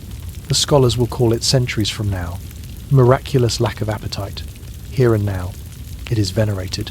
To live on almost nothing is to prove that you are nourished from some other source that your spirit feeds where your body is denied. You lean into that. You let the emptiness in your stomach spread upward, into your chest, where it turns into a strange, floating feeling. Your body feels lighter where it touches the bench, as if the weight of you is gently peeling away from the wood, from the earth. You blink slowly. The faces around you, flushed from food and drink, shiny with grease and warmth, seem denser, more rooted. You feel, in contrast, like something half fog. Being this close to faintness, one missed meal, one long prayer, one hot walk away from collapse is part of the aesthetic. You pick up a small piece of bread from the edge of the trencher. It's hard around the crust, soft in the middle where it has soaked up a little of the sauce from someone else's serving. You press it between your fingers until it compresses into a dense little wad. Your body waits. You raise it to your lips. You don't bite. You touch it to your tongue, just enough for the taste. Yeast, salt, a ghost of meat to press itself into your memory. Then you lower it again. Set it on the edge of the plate. You have allowed the idea of food in, not the reality. The hunger ebbs in tiny waves, like a tide lapping at low rock. It doesn't leave. It just stops screaming and resumes its steady, low chant. You are practiced at ignoring it. You watch a drop of fat slide down the meat on the platter nearest you. It pools, then overflows the little ridge of bone, slipping down to the plate. You feel something similar inside you. A slow overflow from physical sensation into something metafluid, part pride, part strange relief. You are doing it correctly. You are wearing your discipline in your hollow cheeks, in the way your gown hangs a little looser at the sides, in the faint, glassy sheen in your eyes. You feel the corset-like lacing around your ribs with each breath you take. The fabric presses in just enough that deep breaths are a negotiation. You take shallow ones, refined ones, gestures of air rather than full drafts. The combination, the emptiness, the constriction, the warmth of the room conspires to make your head feel light, your thoughts slow, your limbs heavy, and not quite yours. You ride it calmly. If you were to stand just now, you know how you would do it. Slowly pushing back from the table, letting your eyes go soft, letting a little more weight lean into your hand on the table, onto the arm of the nearest chair. And if the world did tilt more than a little, if the rush of blood out of your head made everything go grey at the edges, it would be very easy to let your knees unlock, to let yourself sway, to become briefly, dramatically, the living embodiment of holy fragility. You don't stand this time. You stay seated, allowing the performance to remain internal. You know you'll continue this fast beyond the hall. Back in your chamber, where a tray might be brought bread, stew, maybe cheese, you will repeat the ritual, fingers resting lightly on the edge of the bowl, a sip of broth, a deliberate push of the trencher away, the quiet, wordless insistence that you do not need what others need, that your hunger is different, elevated, sanctified. You think, dimly, of how this will look months from now, how the cords at your neck will stand out more sharply, how your collarbones will cast deeper shadows, how your hands will become finer, almost childlike in their diminished flesh, how this body will be read like scripture by others. Virtue in negative space. You take another small sip of watered wine. The liquid hums in your empty stomach, briefly tricking it into thinking something is being done on its behalf. The hunger beast, momentarily soothed, lies down again, curling up below your ribs, watching. You rest your hands, folded now, in your lap. Your sleeves whisper as they move. Your heartbeat is steady, if a little more insistent than usual. You are not comfortable, but you are in control. That perhaps more than anything, is the core of the practice. To sit in the midst of abundance, to breathe in the thick scents of food and fire, to feel your body's clear signals and respond with a practiced, quiet no. To make a choice, again and again, that this emptiness is part of how you are building your place in this world. You let your gaze soften. The hall continues around you, clatter, laughter, chewing, swallowing, talking with mouths full. You sit as if slightly apart from it all, as if made of something lighter, more translucent. You feel the wood of the bench under you.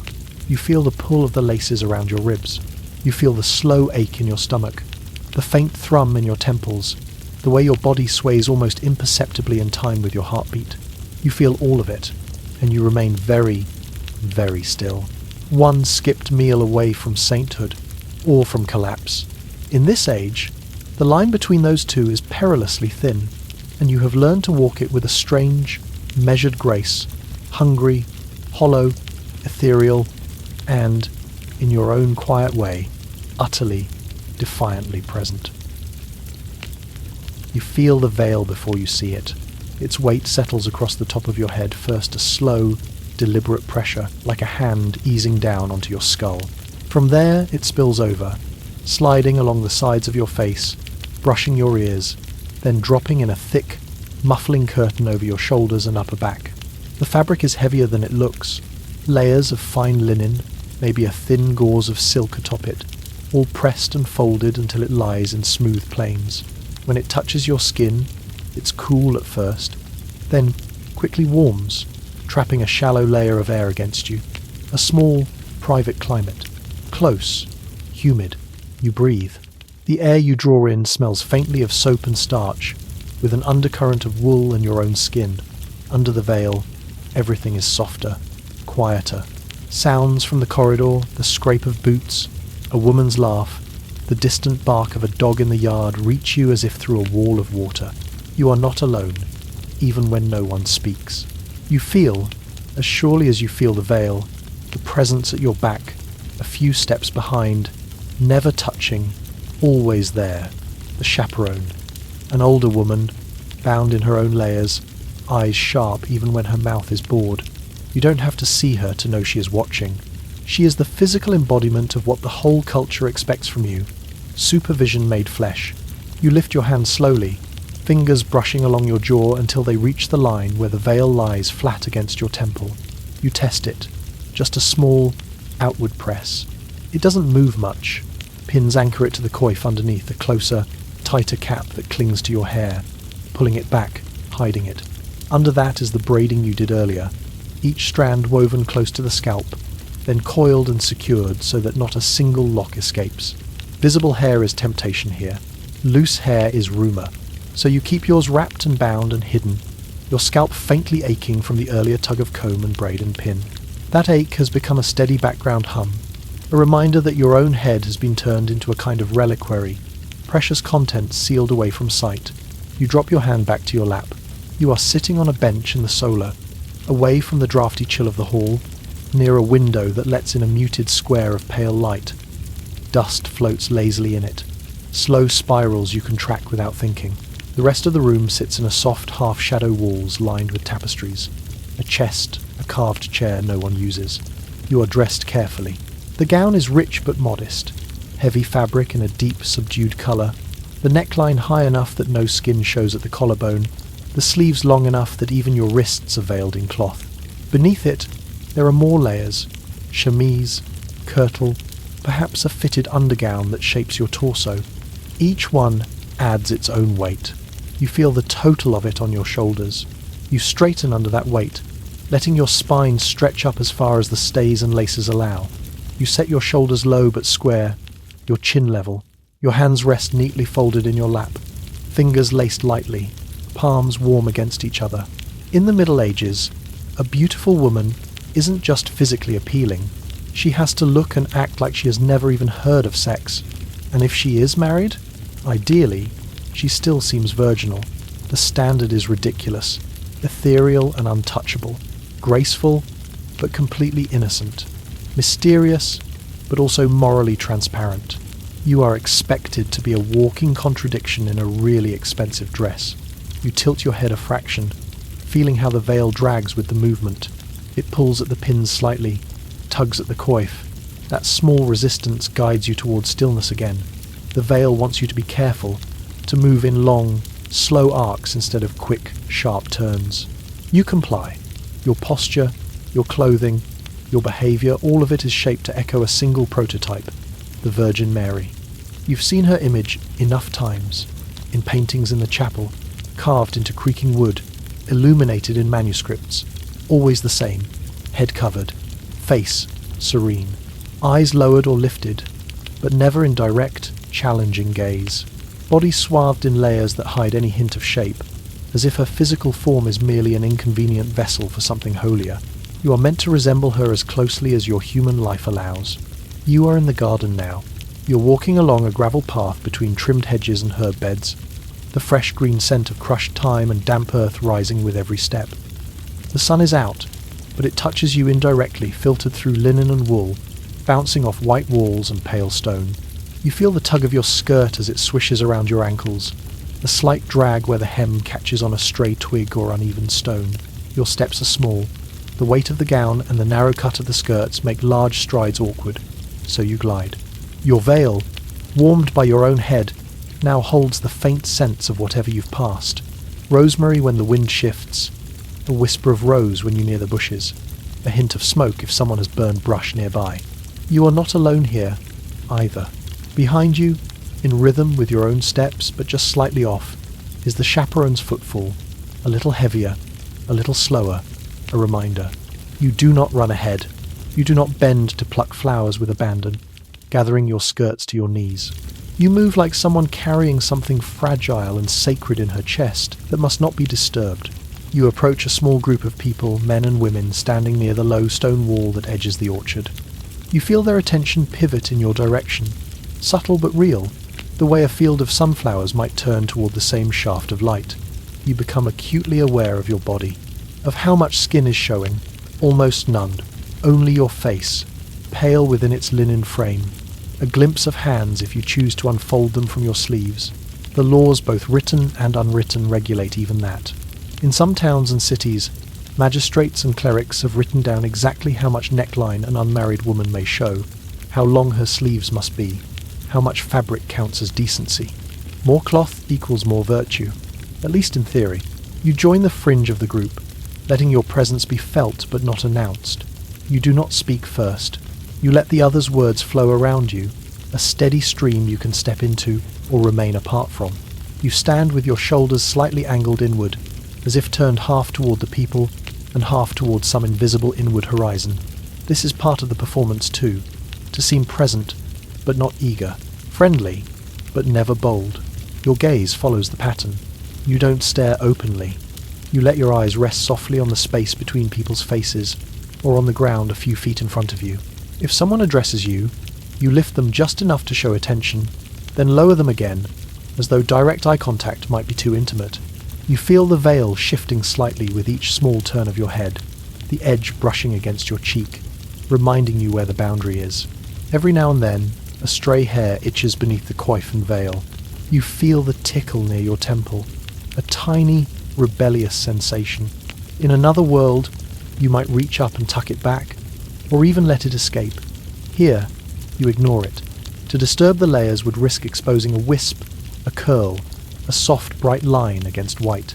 Too dangerous. Visible hair is treated like a flare shot into the sky. It draws eyes.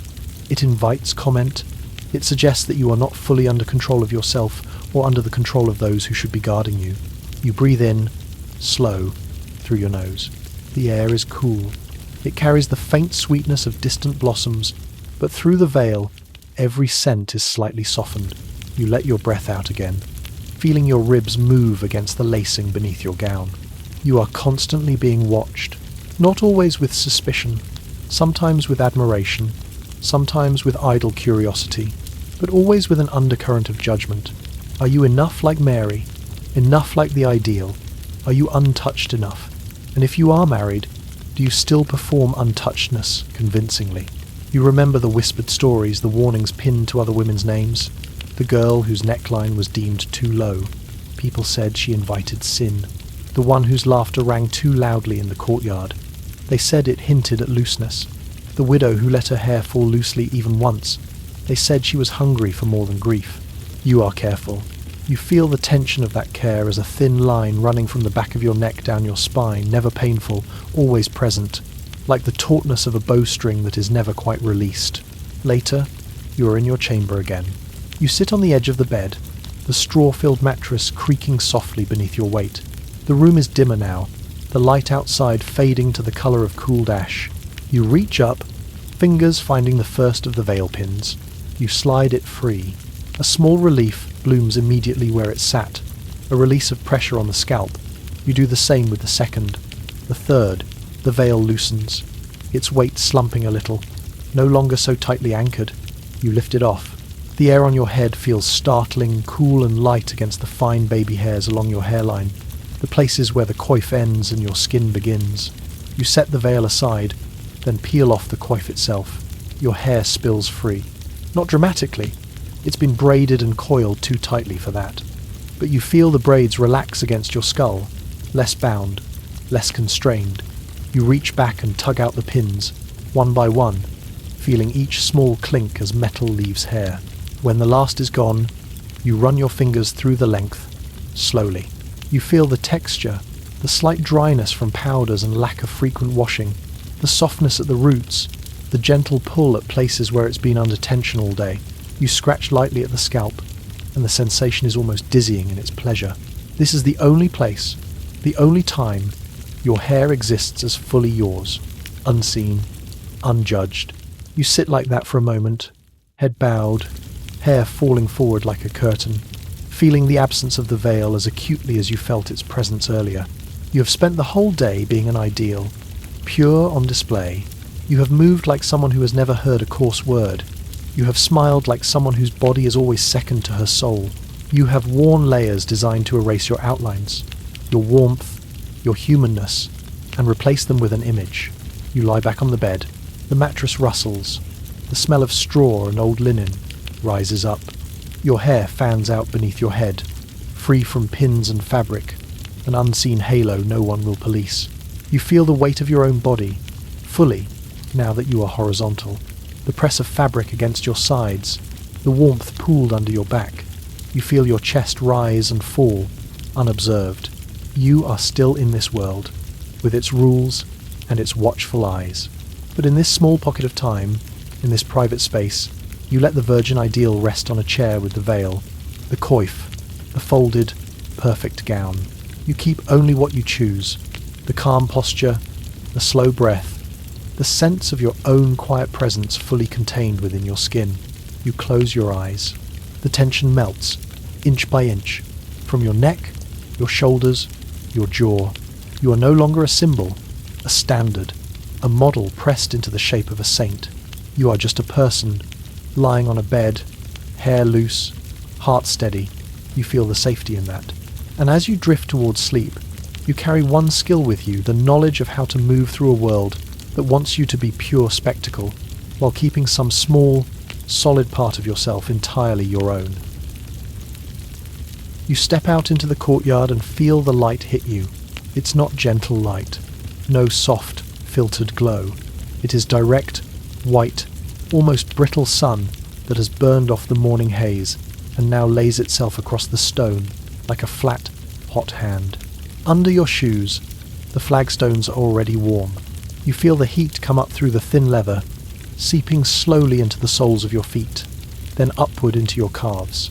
The courtyard smells of dust, dry mortar, and somewhere distant, the faint sweetness of hay. Today, though, there is another smell, sharper, acrid, closer. You carry it with you. On the low wall to your right, a wide earthenware bowl waits in the sun. Its glaze is dull, with hairline cracks from years of use. As you approach, the air around it changes. You can sense it even before you reach out, an invisible cloud of fumes hovering. You lean over the bowl. The smell rises up and hits you in a single, solid wave. Ammonia, stale urine. It stings your nose, crawling up behind your eyes. It has a sour, animal sharpness, layered with something oddly metallic. Beneath that, if you pay attention, There is a powdery, mineral tang that will be the lye, and alum dissolved into the liquid. If you really look, you can see a faint dust at the bottom of the bowl, settled and pale, not yet fully mixed. You close your eyes and breathe out, steady. If you are truly aiming for elite beauty status, only one hair colour will do. Blonde. Not honey blonde. Not brassy yellow. Luminous, sun-kissed strands of spun gold. And if you weren't born with it, you fake it. Even if it means bleaching your hair with things that would strip grease from a pan, you straighten and reach for the ladle resting on the edge of the bowl. The wood is smooth from countless hands, the end stained darker where it has been repeatedly dipped. You slide it into the mixture. It goes under with a slow, viscous push, the liquid clinging to the sides as you scoop. When you lift it, the concoction gleams faintly in the light, a murky, straw-coloured fluid. You can feel the weight of it pulling at your wrist, heavy for its volume. There's more than urine and lye in there. Somewhere in that stink is saffron precious threads, ground and stirred to coax a golden tint, and maybe even a squeeze of lemon juice. Sharp and clean beneath the ammonia. Some women would use goat urine especially, believing it stronger, more potent. You turn. On the bench behind you is your strange headgear, a large brimmed cap with the top cut out. You pick it up. The brim is stiff, probably lined with reed or wire, wide enough to cast a decent circle of shade over your face, shoulders, and the back of your neck. But the crown is open just a ring, an intentional absence. You settle it carefully onto your head.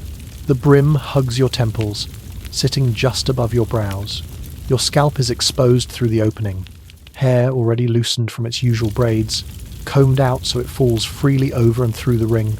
You feel the air move over the bare parting, a brief, innocent coolness. You won't feel cool for long. You set the ladle down and reach instead for a thick, coarse woven cloth. You dip it into the bowl, submerging it until it darkens, saturated. When you lift it, liquid streams from it in thin, steady rivulets, pattering back into the bowl with soft, rhythmic splashes. You wring it just enough to keep it from pouring, then lift it high. You bring it over your head. The first contact of the soaked cloth against your scalp is, surprisingly, cool. The liquid seeps quickly, tracing paths along the roots of your hair, sliding down strands, running in thin, chilly fingers along your neck. You feel the weight of your wet hair increase almost instantly, pulling down, clinging to your skin. Then the sensation shifts. The lye, alum, and ammonia begin their work. The coolness gives way to a tingling prickle, small at first, then sharper. It blooms across your scalp like a patch of nettles pressed too hard into flesh. You can feel each hair follicle waking up in protest. It is not agony, but it is insistent, a chorus of stinging points. You lift more hair through the open crown of the hat, making sure every lock is exposed and dripping. The smell now is intimately close. It wraps around your head, stronger with the heat rising from your own skin. You breathe shallowly, through your mouth, tasting the faint, bitter tang on the back of your tongue. You dip the cloth again. Drench. Lift. Press. You squeeze the mixture along the length of your hair this time, working from roots toward the tips. Your fingers slide along the strands, which feel slick and elastic when wet. You imagine the fluid clinging to them, clinging to the pigment hidden in each shaft. You are, in effect, pickling your hair. Once everything is thoroughly soaked, you put the cloth aside. You move to the seat. You've prepared another stone bench, this one in full sun. You sit. You tilt your head back, letting the weight of your hair spill completely through the cutout in your hat's crown, exposing it entirely to the sky. Above you, the light is blinding. You can't look directly into it, but you can feel it. A steady, punishing warmth that lands squarely on your exposed scalp and damp hair. Because your face and neck are shaded by the wide brim, the heat is concentrated entirely where the mixture sits. Slowly, inexorably, the sun begins to cook it. The wetness on your hair starts to warm, then grow hot. The fluid thickens as water evaporates, leaving behind a stronger concentration of lye, alum, and salts against your skin. The sting you felt earlier amplifies with the heat, each little follicle feeling like it has its own tiny coal pressed against it. Time stretches. You hear the sounds of the courtyard around you, the distant clink of a blacksmith, a servant's soft footfalls, the coo of pigeons on the roofline, but your awareness keeps circling back to that ring of fire on your head, sweat beads along your hairline, trapped under the brim, mixing with the chemical cocktail, running in new paths down into your hair, doubling back the burn. Your scalp feels tight, as if the skin itself is shrinking. You sit very still. This is not a quick process.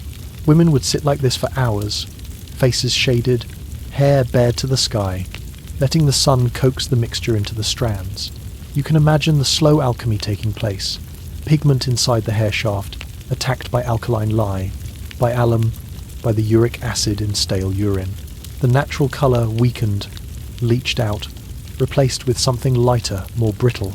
You picture dark brown fading to tawny, chestnut to oat, as the sun and chemicals strip and parch. Your neck begins to ache from the sustained backward tilt.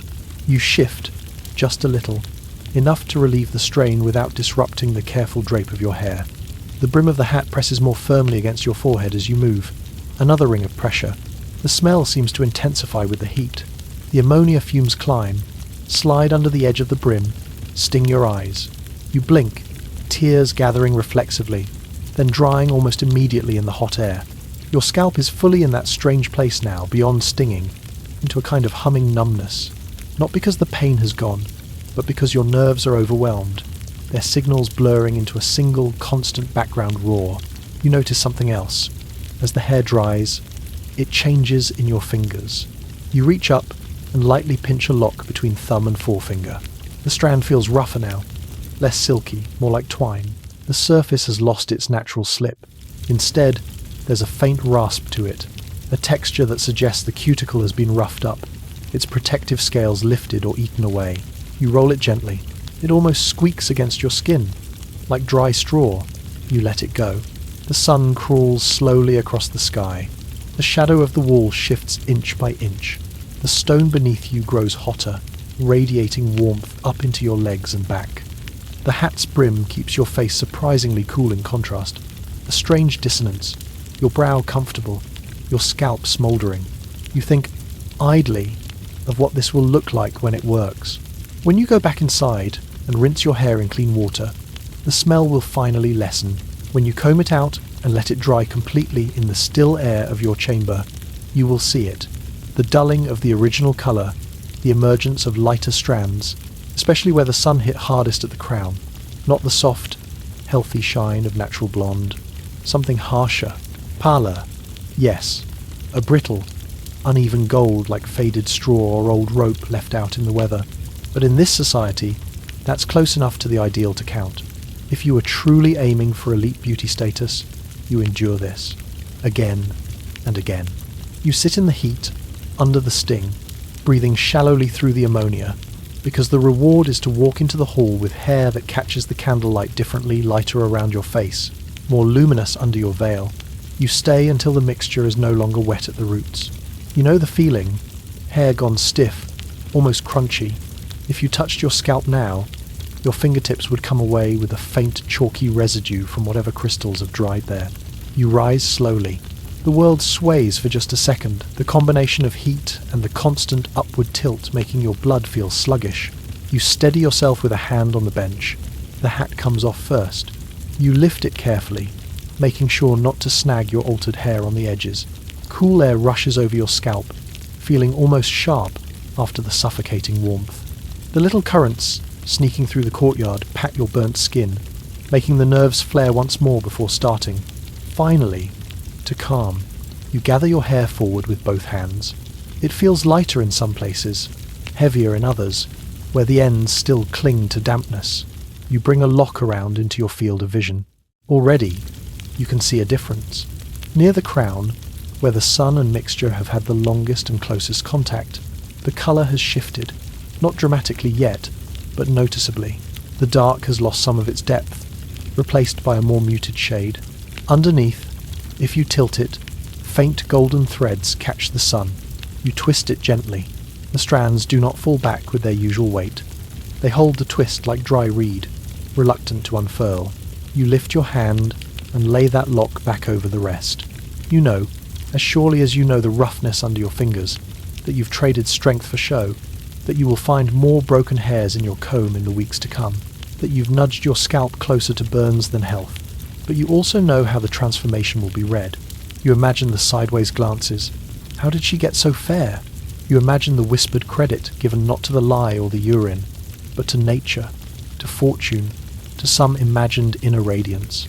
You stand there in the sun for a moment longer, feeling the last of the heat soak out of your scalp, the last of the fumes fade on the air. Then you turn, slowly, and walk back toward the cool, shadowed doorway of the keep. Your hair, still damp in places, brushes the back of your neck. It feels different. You are aware of every altered strand, every place where the texture has shifted, but you walk steadily, calm, composed. You have done exactly what you intended to do. In a world where one colour of hair is declared the pinnacle of status, you have learned how to coax your own into that narrow band of acceptability, with sun, with time, with chemicals that bite and burn. You disappear into the cooler dark of the interior, carrying with you the faint sour salt smell of the courtyard treatment and the knowledge that by nightfall, under candlelight, your head will look a little more like spun gold and a little less like what it truly is. You wake into the smell of stone, cold, slightly damp, dust settled into old mortar. The chamber is quiet, the light outside still thin, a pale wash pushing faintly through the narrow window. The air feels heavy on your skin, like linen left too long in a closed chest. You sit up, the sheets slide away from your body with a dry rustle. Beneath the linen and wool, your skin is warm, faintly tacky where it has pressed against itself all night. There is the subtle, sour edge of sleep on you, a human smell, animal and honest, that this world has decided must be hidden rather than washed away. Baths are rare here, suspicious, even. You think, briefly, of a hot tub of water, steaming and fragrant. Then you think of the physicians, their pronouncements about hot water opening the pores, inviting disease, letting bad airs slip into the blood. So you do not bathe. You armour yourself instead. You cross the room to the small wooden table beneath the window. The boards creak softly under your bare feet. On the table, arranged in a careful row, sit glass vials and earthen jars, a small bowl of dried herbs, and a linen pouch half full of something knotted and fragrant. You reach for the first vial, clear glass, smooth and cool. Inside, the liquid catches the early light with a faint blush. Rose water. You pull the stopper free. The scent rises immediately, soft, powdery, almost overripe, like 1,000 petals bruised underfoot in a walled garden. You tilt the vial and pour a trickle into the palm of your hand. The water is cold against your warm skin. You close your fingers, then press both hands gently to your neck. You feel the hollow between collarbone and throat receive the moisture first, a chill that quickly warms, then evaporates.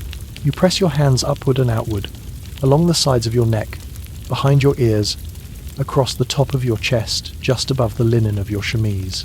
The rose seeps into your skin, leaving a faint slickness that dries to nothing, except for the lingering cloud of its smell. You are no cleaner, but you are less detectable. You set the vial down and reach for the next. This bottle is smaller, fuller. The liquid inside is a deeper, golden colour, lavender oil. You open it, and the scent comes out sharper, thinner than the rose green and slightly medicinal, with that resinous undertone that feels like fields and smoke at once. You touch one fingertip to the mouth of the vial, gathering a single shining drop. You smear it onto the inside of your wrists. The oil is thicker than water. It drags a slow line over your skin, warm from your touch. You rub your wrists together, bone against bone, tendon moving under skin, and feel the friction wake the scent fully. With each minute movement, lavender lifts into the air, clean and bittersweet. You touch what's left from your wrist lightly to your pulse points, the soft dent at the base of your throat, the spot just behind the angle of your jaw. Wherever blood runs close to the surface, you place a little pool of scent, so heat will carry it outward all day. Instead of rinsing away sweat and dirt, you are laying an olfactory veil over them. Next, the herbs. You turn to the small wooden bowl.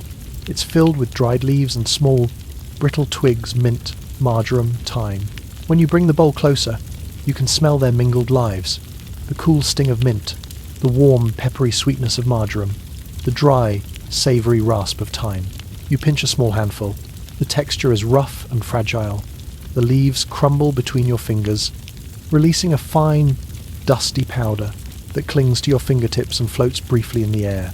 On the table, you spread out a square of thin linen.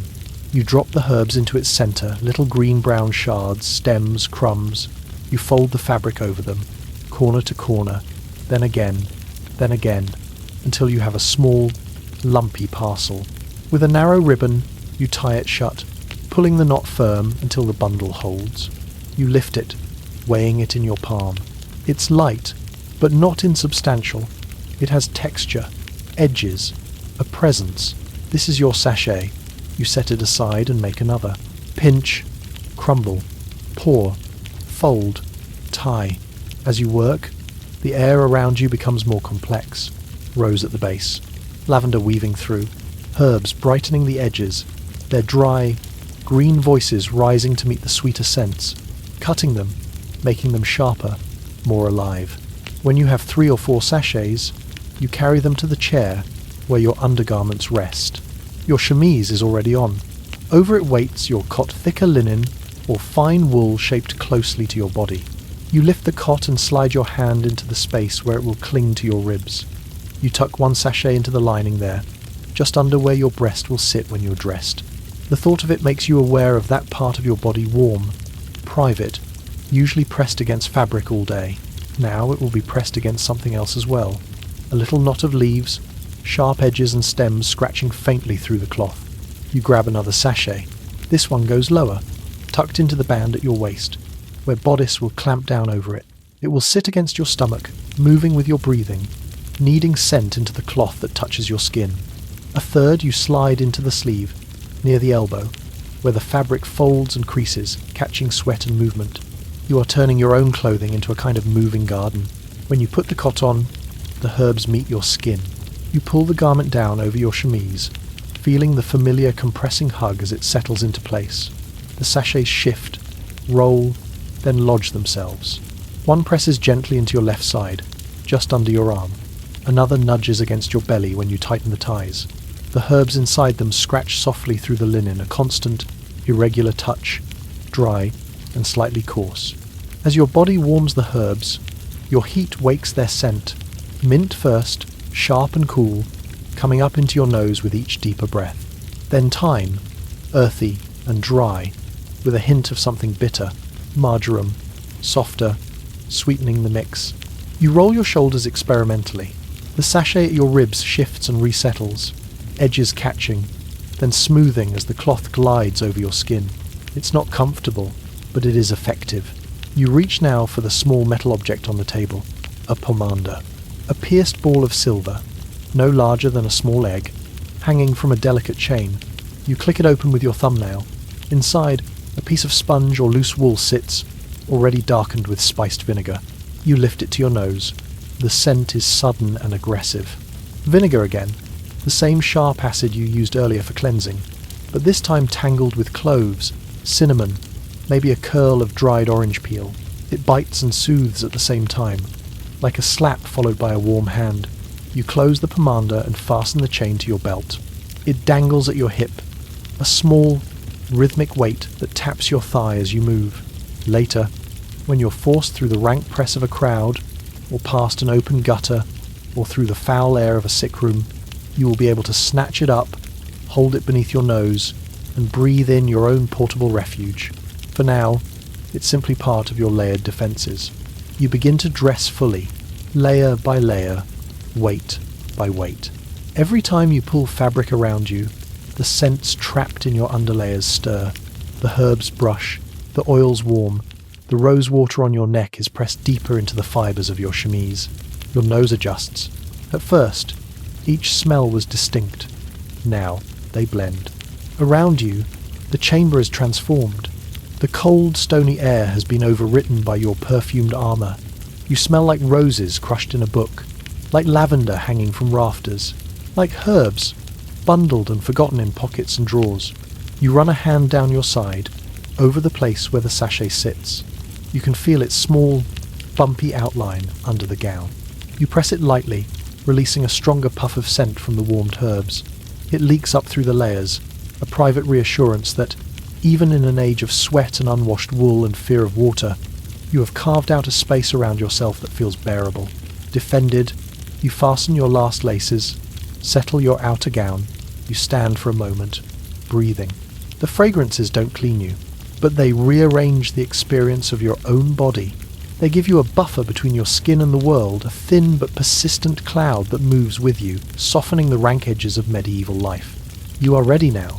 When you step out of the room, into corridors that smell of smoke and people and old food, your nose will still be working hard, your senses still aware. But as the day presses in on you, you will have this invisible armour, rose at your throat, lavender on your wrists, mint and marjoram, and thyme cradled against your ribs and waist. You reach for the door latch. The cool iron fits into your palm. You take one last, steadying breath of your own created atmosphere. The mixed warmth of herbs and oils, vinegar and flowers, fills your chest. You feel it sink into you, a reminder that even without water and soap, you still have tools. Then you open the door and step into the day, wrapped not just in cloth, but in a carefully constructed shield of scent, carrying your small, quiet sanctuary with you wherever you go. You sit before the small table that serves as your vanity. The chamber around you is dim, held together by shadows and the soft, resinous glow of a single beeswax candle. Its flame wavers faintly with each draft that sneaks under the door, throwing long, uncertain shapes across the walls. The table smells like old wood, and sharper things layered on top of it, vinegar, oil, the faint metallic tang of ground minerals. Tonight, you're diving into the glamorous and horrifying world of medieval makeup. Your eyes rest on the objects arranged in front of you. A clay pot stoppered with wax, a small glass vial, cloudy with age, a shallow shell full of crimson powder, a sliver of polished metal fixed to a board, its surface warped, ready to offer you an imperfect version of your own face. You begin with the white, ceruse. You take the clay pot in your hand. The surface is rough, cool, the faint chalk of dried residue dusting your fingers. The wax stopper has been pressed in tight. You work your thumb beneath its edge and pry it loose with a low, sticky pop. The smell rises immediately. Vinegar, flat and sour, like old wine gone fully to acid. Underneath that, something duller, heavier white lead, its presence less a scent and more a sensation, a faint constriction at the back of your throat. You tilt the pot toward the candlelight. Inside, the ceruse is solid, but not hard, a thick white cream, packed and aged until it holds its shape like soft cheese. When you press the pad of your finger into it, it yields slowly, resisting at first, then giving way, coating your skin in a dense, opaque smear. You scoop out a small amount with 2 fingers. It feels cold, not the quick, fleeting coolness of water, but a deep, cellar cold that persists against your warmth. You rub your fingers together once, feeling the paste drag between them silky and heavy, with a muffled grain where the pigment hasn't entirely dissolved. You lift your hand to your face. You lean closer to the mirror, letting the candle's glow fall across your bare skin. You see the things this cream is meant to erase, faint freckles scattered over the bridge of your nose, a slight unevenness of tone across your cheeks, the soft shadow near your jaw where sleep, labour, and years have left their mark. You touch the ceruse to your forehead. The first contact is a shock of cold. You spread it outward, from the centre toward your temples. It goes on thick, leaving a stark white trail that sits on top of your skin, refusing at first to blend.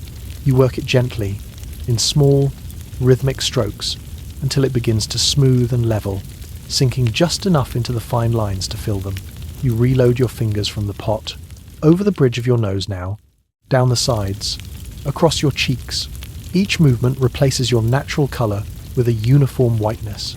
Freckles, blotches, the visible stress of surviving in a world with no antibiotics or civil rights, all of it disappears under the creeping mask. As the paste warms slightly from your touch, the smell intensifies.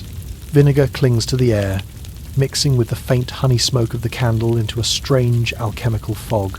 Underneath, the metallic weight of lead lingers, invisible and unmistakable, as if the air itself has grown denser. You keep going, over your chin, along your jawline, down the column of your throat, until the colour of your face blends seamlessly into the pale skin above your collar. The paste begins to change on your skin. The cold fades, replaced by a tingling prickle. At first, it feels like the aftermath of a brisk windskin awakened, sensitive. Then the sensation deepens. The vinegar bites at the thin, delicate layers of your epidermis. The lead settles into pores, clogging, sealing. It feels as if your skin is shrinking, tightening over your bones. You test a small expression. You try to lift your eyebrows. The skin across your forehead pulls taut, resisting. The ceruse has dried just enough to crack if you push it too far. Your face is being held in place, your range of movement quietly reduced. You look into the mirror. The transformation is both subtle and extreme. Your features are the same, but your skin is no longer yours. It is a white, matte surface that reflects the candlelight rather than absorbing it. Shadows pool more sharply now around your eyes, beneath your cheekbones, near the edges of your lips. Any hint of warmth has been obliterated. No blood circulating here. That's the look. You lift the pot again and tap a little more onto your fingertips, touching up any spots where a hint of natural colour dares to peek through. You smooth, press, erase. When you are finished, your face looks like an ideal pulled from a painting, smooth, pale, expressionless, beautiful, and faintly terrifying. But white is only half the story. Your fingers, still ghosted with ceruse, hover over the small shell holding a mound of bright red powder, cinnabar, vermilion, mercury sulfide. You bring it closer to the light. The powder glows with an inner intensity red like fresh blood, like crushed cochineal beetles, like fire. It's heavier than it looks. When you tilt the shell, it doesn't drift easily, but slides in slow, dense clumps. You take the smallest pinch on the tip of your ring finger. It feels gritty, almost sandy, tiny crystals instead of true dust. You tap off the excess against the shell's edge, then bring your hand to your cheek. You place the cinnabar high, just below the outer edge of your eye, and begin to blend. The red streaks across the white in a harsh line, then softens as you work it in. The ceruse grabs the pigment, holding it in place while you diffuse the edge, tapping and circling with a light, practiced touch. The white background turns the red into something more vivid. Your cheek takes on a flush that doesn't look quite natural. It's too precise, too localized, an island of color in a sea of pallor. You repeat the process on the other side, mirroring the shape, careful to keep the intensity balanced. As you work, some of the powder inevitably drifts upward, close to the corner of your nose, near the tender skin under your eye.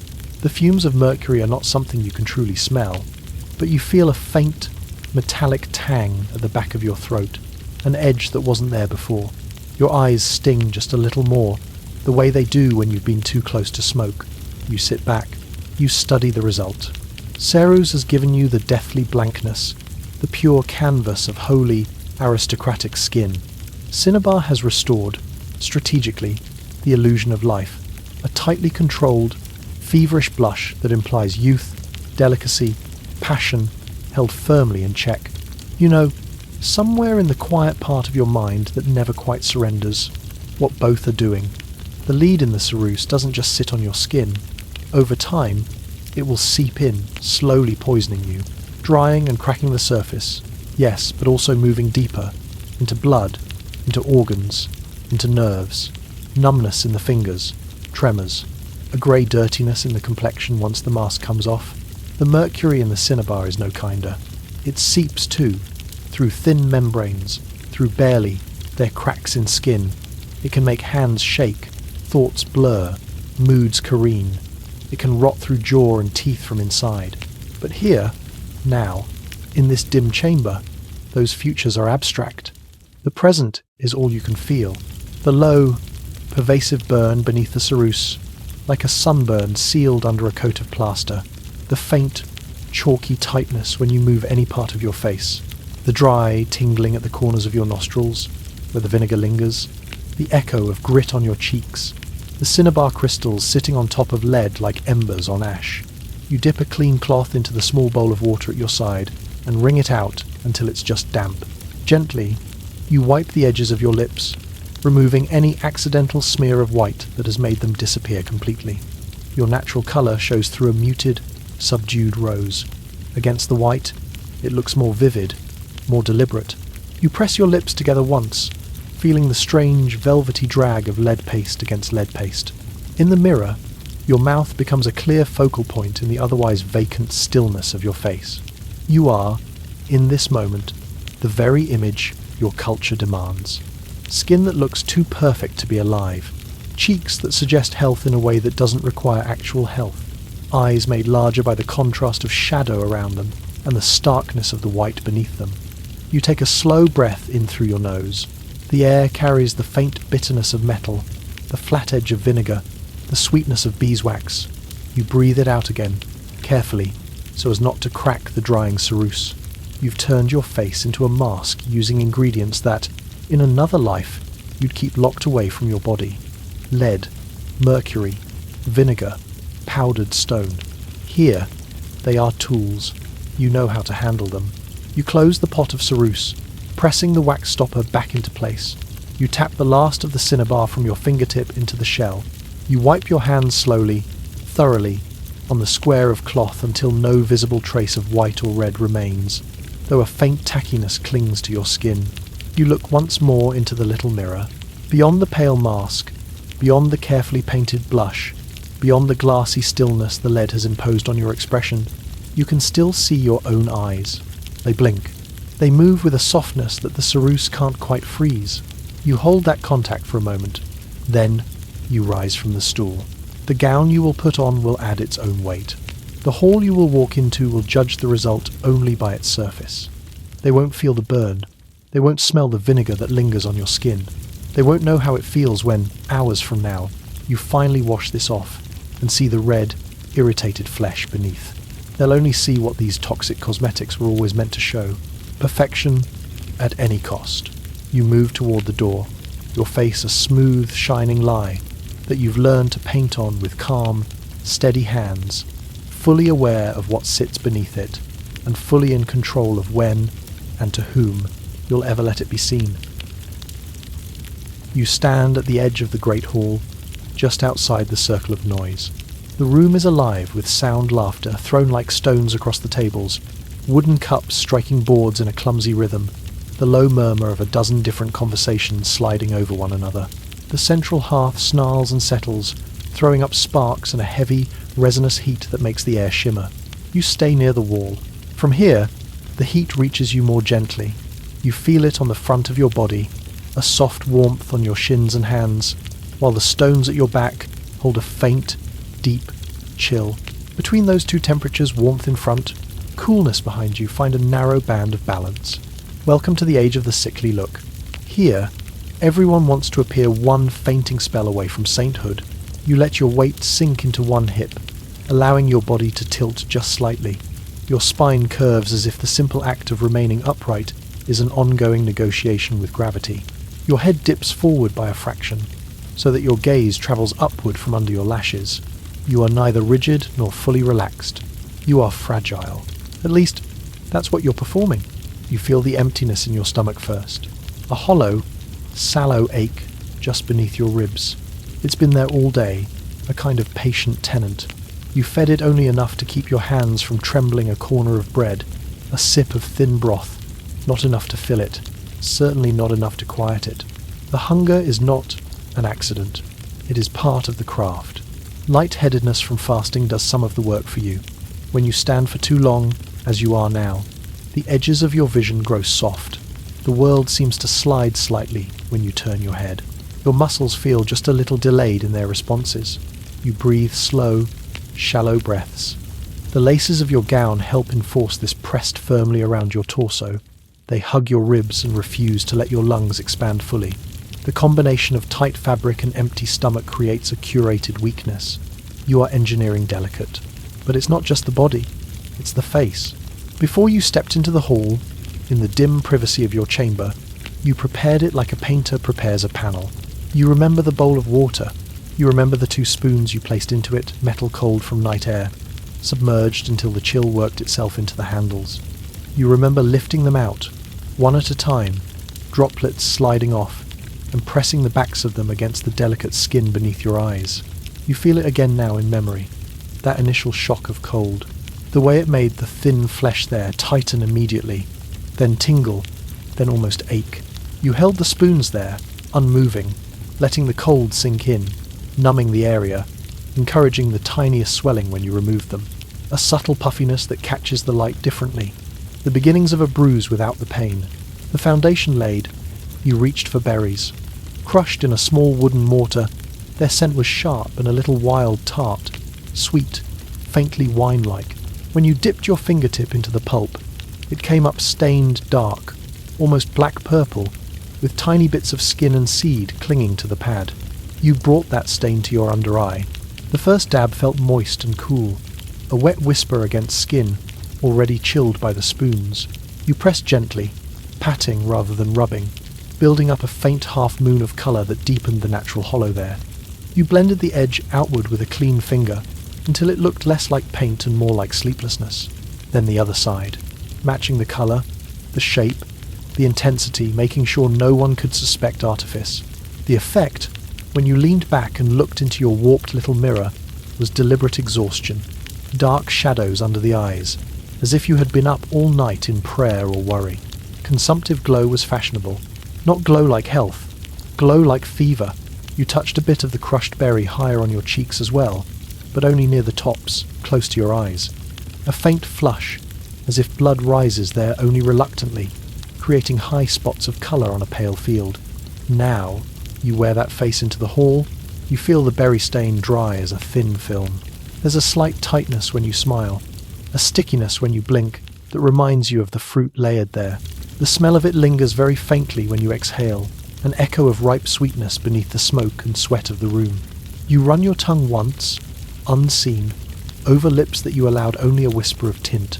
The fasting helps them hear too, the slight bluish edge that comes when your blood sugar dips, when your circulation withdraws from such ornamental places to protect the core. Women are praised for looking pale to the point of translucent. Hollow cheeks, dark shadows under eyes, lips with just the barest hint of frost. These are your beauty markers. You let your cheeks sink in gently, the muscles remembering the posture. Your face becomes a series of planes instead of curves. Bones more visible, soft flesh receding. When the firelight hits you from the side, it catches high on the cheekbone and falls quickly into the hollows, deepening them. Across the hall, someone laughs too loudly. A woman with round, healthy cheeks and a red mouth tips her head back, teeth flashing in the glow. You watch the reaction ripple outward, not just to her joke, but to her body. You feel the subtle tightening, the tiny frowns, the whispers that follow. A full figure, here, might be considered healthy, yes, but it is also suspected of indulgence, of gluttony, of moral weakness. You are cultivating the opposite. Your task tonight is to appear physically delicate and emotionally subdued, as if the weight of the world, or at least the weight of your own corset, is just too much. You move from the wall, not quickly, that would break the illusion. You push away with your fingertips, letting your body lag just a fraction behind the intention, as if rising is effortful. You take a few measured steps along the edge of the room. Each step is deliberate. Your skirts whisper over the rushes in a slow, dragging sound. Your slippers meet the floor without enthusiasm, making minimal noise. You let your arms hang a shade heavier than usual, elbows slightly bent, hands relaxed as if lifting them would require thought. You pass by a group of people without inserting yourself. You drift close enough to be seen, then past, like a pale cloud. Someone turns as you move by. You feel their eyes travel over your face, your posture, the slight slackness in your shoulders. You lower your gaze, not dramatically, just enough to let your lashes cast faint shadows on your berry-stained under eyes. Your lids feel a bit heavier than usual, part fasting, part choice. The world looks softer through them, the edges of things blurrier, which helps the act. You truly do feel a little detached. The hunger helps with that. Every time the smell of meat or bread or wine passes near you, your stomach clenches and then releases. You acknowledge it. Then you let the sensation float up into your head, becoming a lightness behind your forehead, a slightly echoing space in your temples. You reach a chair. You take it slowly. Lowering yourself into it, you let your knees bend with a hint of reluctance, as if the joints protest. Your fingers brush the arm of the chair on the way down, using it more than you need for balance. You fold into the seat, and then allow your shoulders to slump inward, your spine making contact with the back in a gentle, lazy curve. From here, your fragility becomes a still life. The corner of your eye catches movement, someone approaching, a servant perhaps with a jug, or a courtier, drawn by your pale gravity. You consider the option. Strategic fainting is an art. You measure your own state, how far along the spectrum from lightheaded to genuinely close to collapsing you are. You're not at the edge yet. You have room, so you wait. Let the performance move in smaller ways for now. You lift your hand to your temple. Your fingers rest there, not pressing, just lying flat against the side of your head, as if you're supporting it, as if it's too heavy. Your other arm lies limp along the chair's armrest, the back of your hand turned outward, pale and languid. You draw a breath in slightly faster than before. Let it out as a softer sigh. You don't overdo it. You're not on a stage. You're in a room where people are half looking, half away. They see you only in glances. You give them enough in those glances to complete the story on their own. One fainting spell away from sainthood. Eventually, the world tilts a bit more. The heat from the hearth thickens the air. The smoke climbs and lingers at head height, making your eyes sting and stealing a sliver of oxygen. Your dress remains tight. Your stomach remains mostly empty. Your head full of soft buzzing. You decide to lean into it. You let your head droop backward until it touches the chair. The ceiling above blurs dark beams, a muddy smear of shadow. You let your mouth part just a little, lips relaxing away from one another. Your jaw unhooks by a fraction. Anyone looking from the side would see a figure very nearly undone by the evening. Your heart rate picks up in your ears now, a slow drum. If you wanted, you could push it that final step. Take a breath too shallow. Allow your muscles to release all at once. Slide down the chair and into waiting hands. Murmurs rising around you. Poor thing. So delicate, so devout, so overburdened by existence. You do not need to. The possibility is enough. You hold at the edge, balanced. Your fingertips curl just slightly on the chair's arms, anchoring you.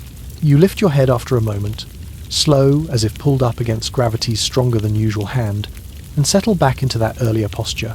Tired, translucent, not quite here. The night continues. You remain, a pale note in the crowded, smoky chord of the hall. Less colour, less movement, less volume than almost anyone else. Every choice you've made tonight, what you ate, what you didn't eat, how you cooled your eyes, where you pressed berries, how you stood, how you sat, builds toward this. An image of fragility that the room reads as beauty. You know you are stronger than you look. The muscles beneath your gown have carried water, climbed stairs, endured lacing and long days. Your heart has weathered more than hunger. Your mind is sharp, counting, choosing, aware. But here, in this moment, you have learned to wear your strength as if it barely exists. To let the sickly look drape over you like a second skin, pale, hollow, shadowed, and to move inside it with intention, calm, controlled, when you finally rise from the chair to leave the hall. Your steps are slow, almost drifting.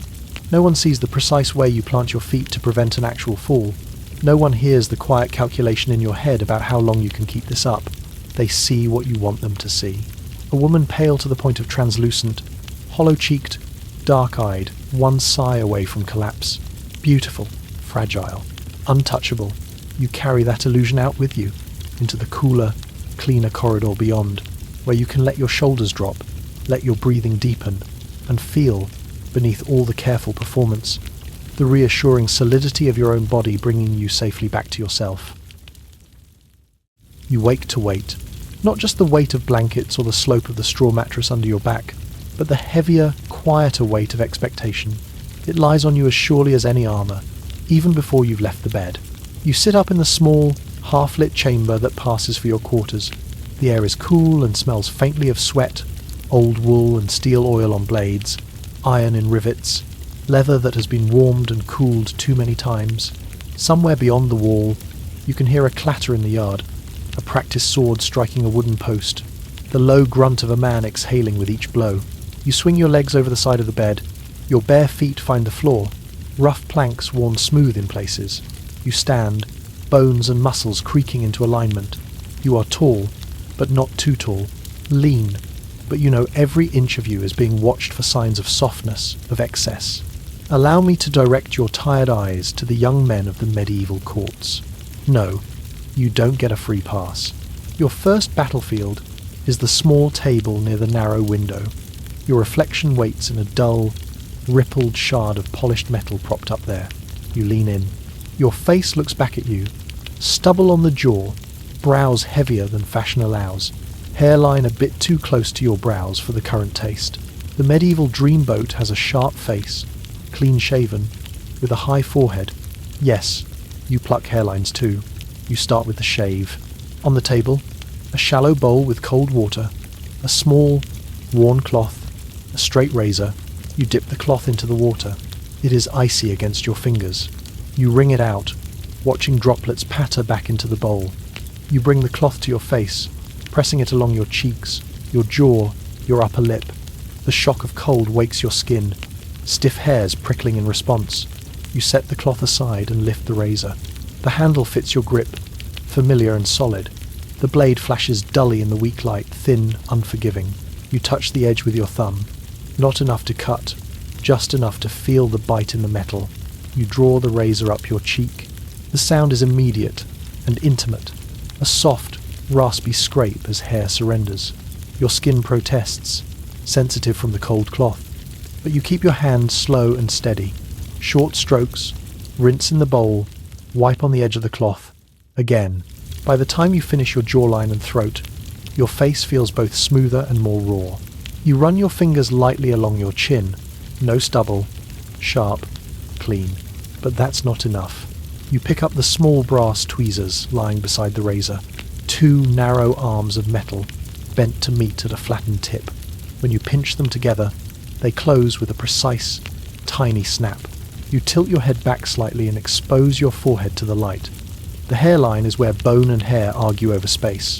Fashion has picked a winner. Bone. You use your free hand to smooth your hair back, flattening it against your skull, exposing the scattering of short, fine hairs, clinging stubbornly closer to your brow. You choose one, you open the tweezers, trap the hair between the tips, and pull. The sting is sharp and immediate, a hot pinprick embedded deep in skin. Your eye on that side waters in reflex.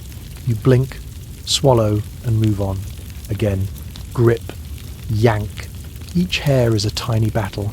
You feel them as individual sparks of pain that flare and vanish, leaving behind a faint, throbbing warmth along the new, higher line of your brow.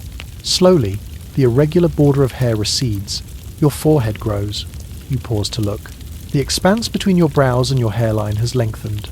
The shape of your skull, now more revealed, becomes part of the aesthetic, suggesting intellect, nobility, spiritual refinement. You move to the eyebrows. Not as dramatic as the plucked bare arches of some women, but still tamed. Stray hairs above and between the brows are fair game. You pinch and pull them out one by one. The skin there is thin.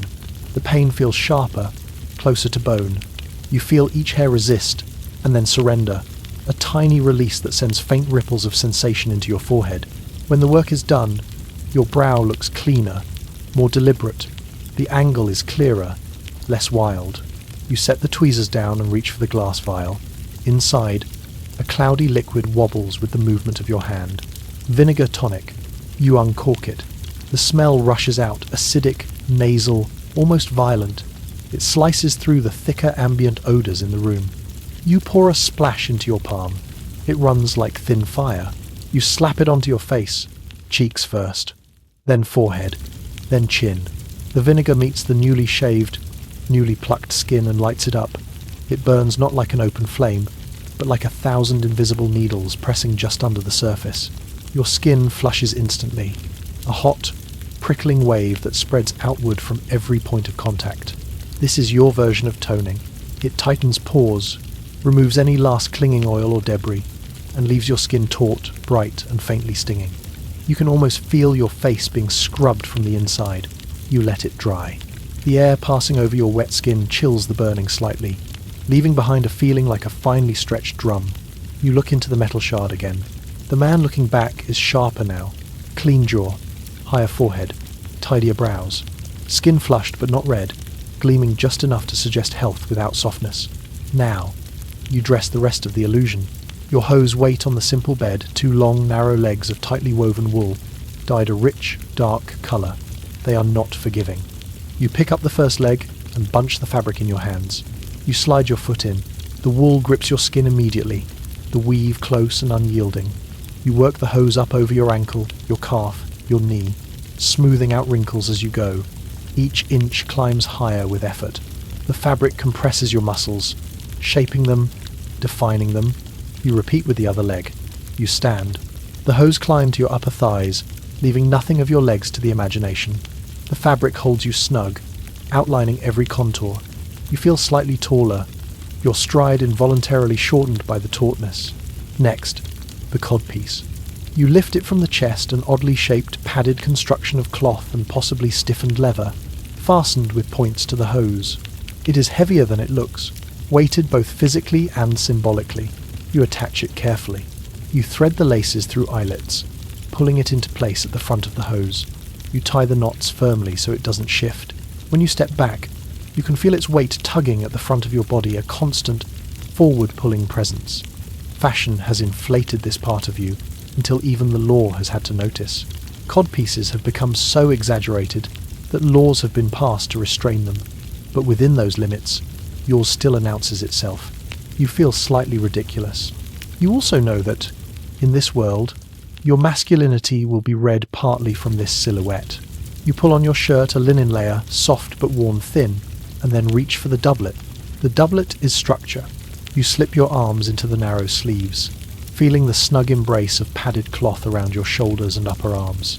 The body of it cinches at your waist, then flares slightly over your hips. You fasten the buttons or ties down the front, each closing, pulling the garment tighter until it molds your torso into the preferred V-shaped line. You can feel the restriction immediately. Your chest can rise only so far. Your arms move freely but within clear lines. The doublet smooths and disguises any irregularities, providing a flat, crisp plane for the eye to admire. To finish, you may add a short cloak or belt, maybe a chain to signal status, but the core of the impossible knight is already assembled. You stand in the centre of your small room, dressed. You feel the tug of the hose around your legs and hips, the drag of the codpiece at the front, the narrow confines of the doublet around your ribs, the faint burn lingering on your face from the vinegar, the tenderness along your plucked hairline. You move experimentally. A few steps across the room. Your gait is different now, shorter, more deliberate. The tightness of the hose introduces a certain tension into each motion, a contained power. Your back stays straight, your shoulders pulled back by the cut of the doublet. You feel taller than you did in just your shift. You reach for your sword belt. The leather is stiff but familiar, the weight of the blade and scabbard a counterpoint to the showy construction at your front. You buckle it low on your hips. The sword hangs where your arm can find it without thought. Then comes the armour.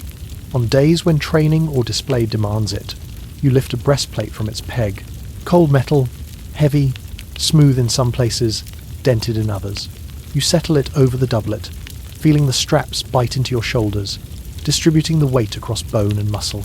The shift in balance is immediate. Your centre of gravity lowers. You are now carrying a small, portable fortress on your chest. Underneath, the hose still squeeze your legs, the codpiece still juts, the doublet still squeezes, the vinegar burn still stings. On the outside, you are steel and wool and leather. From the training yard comes a shout. You know how you must look when you step out there.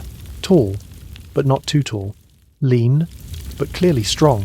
Face, sharp, clean-shaven, high forehead, brows disciplined. Body, wrapped in tights that show the play of muscles in your thighs and calves with each movement. Doublet accentuating broad shoulders, narrow waist.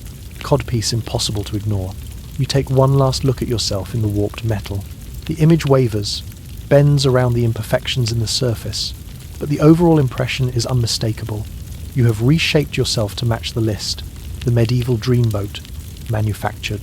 The punishing part is how little room that leaves for simply being. But you feel a certain competence in the way you've assembled it all, each piece chosen, each sting and pinch endured, each strap cinched with intention. You rest your hand on the hilt of your sword.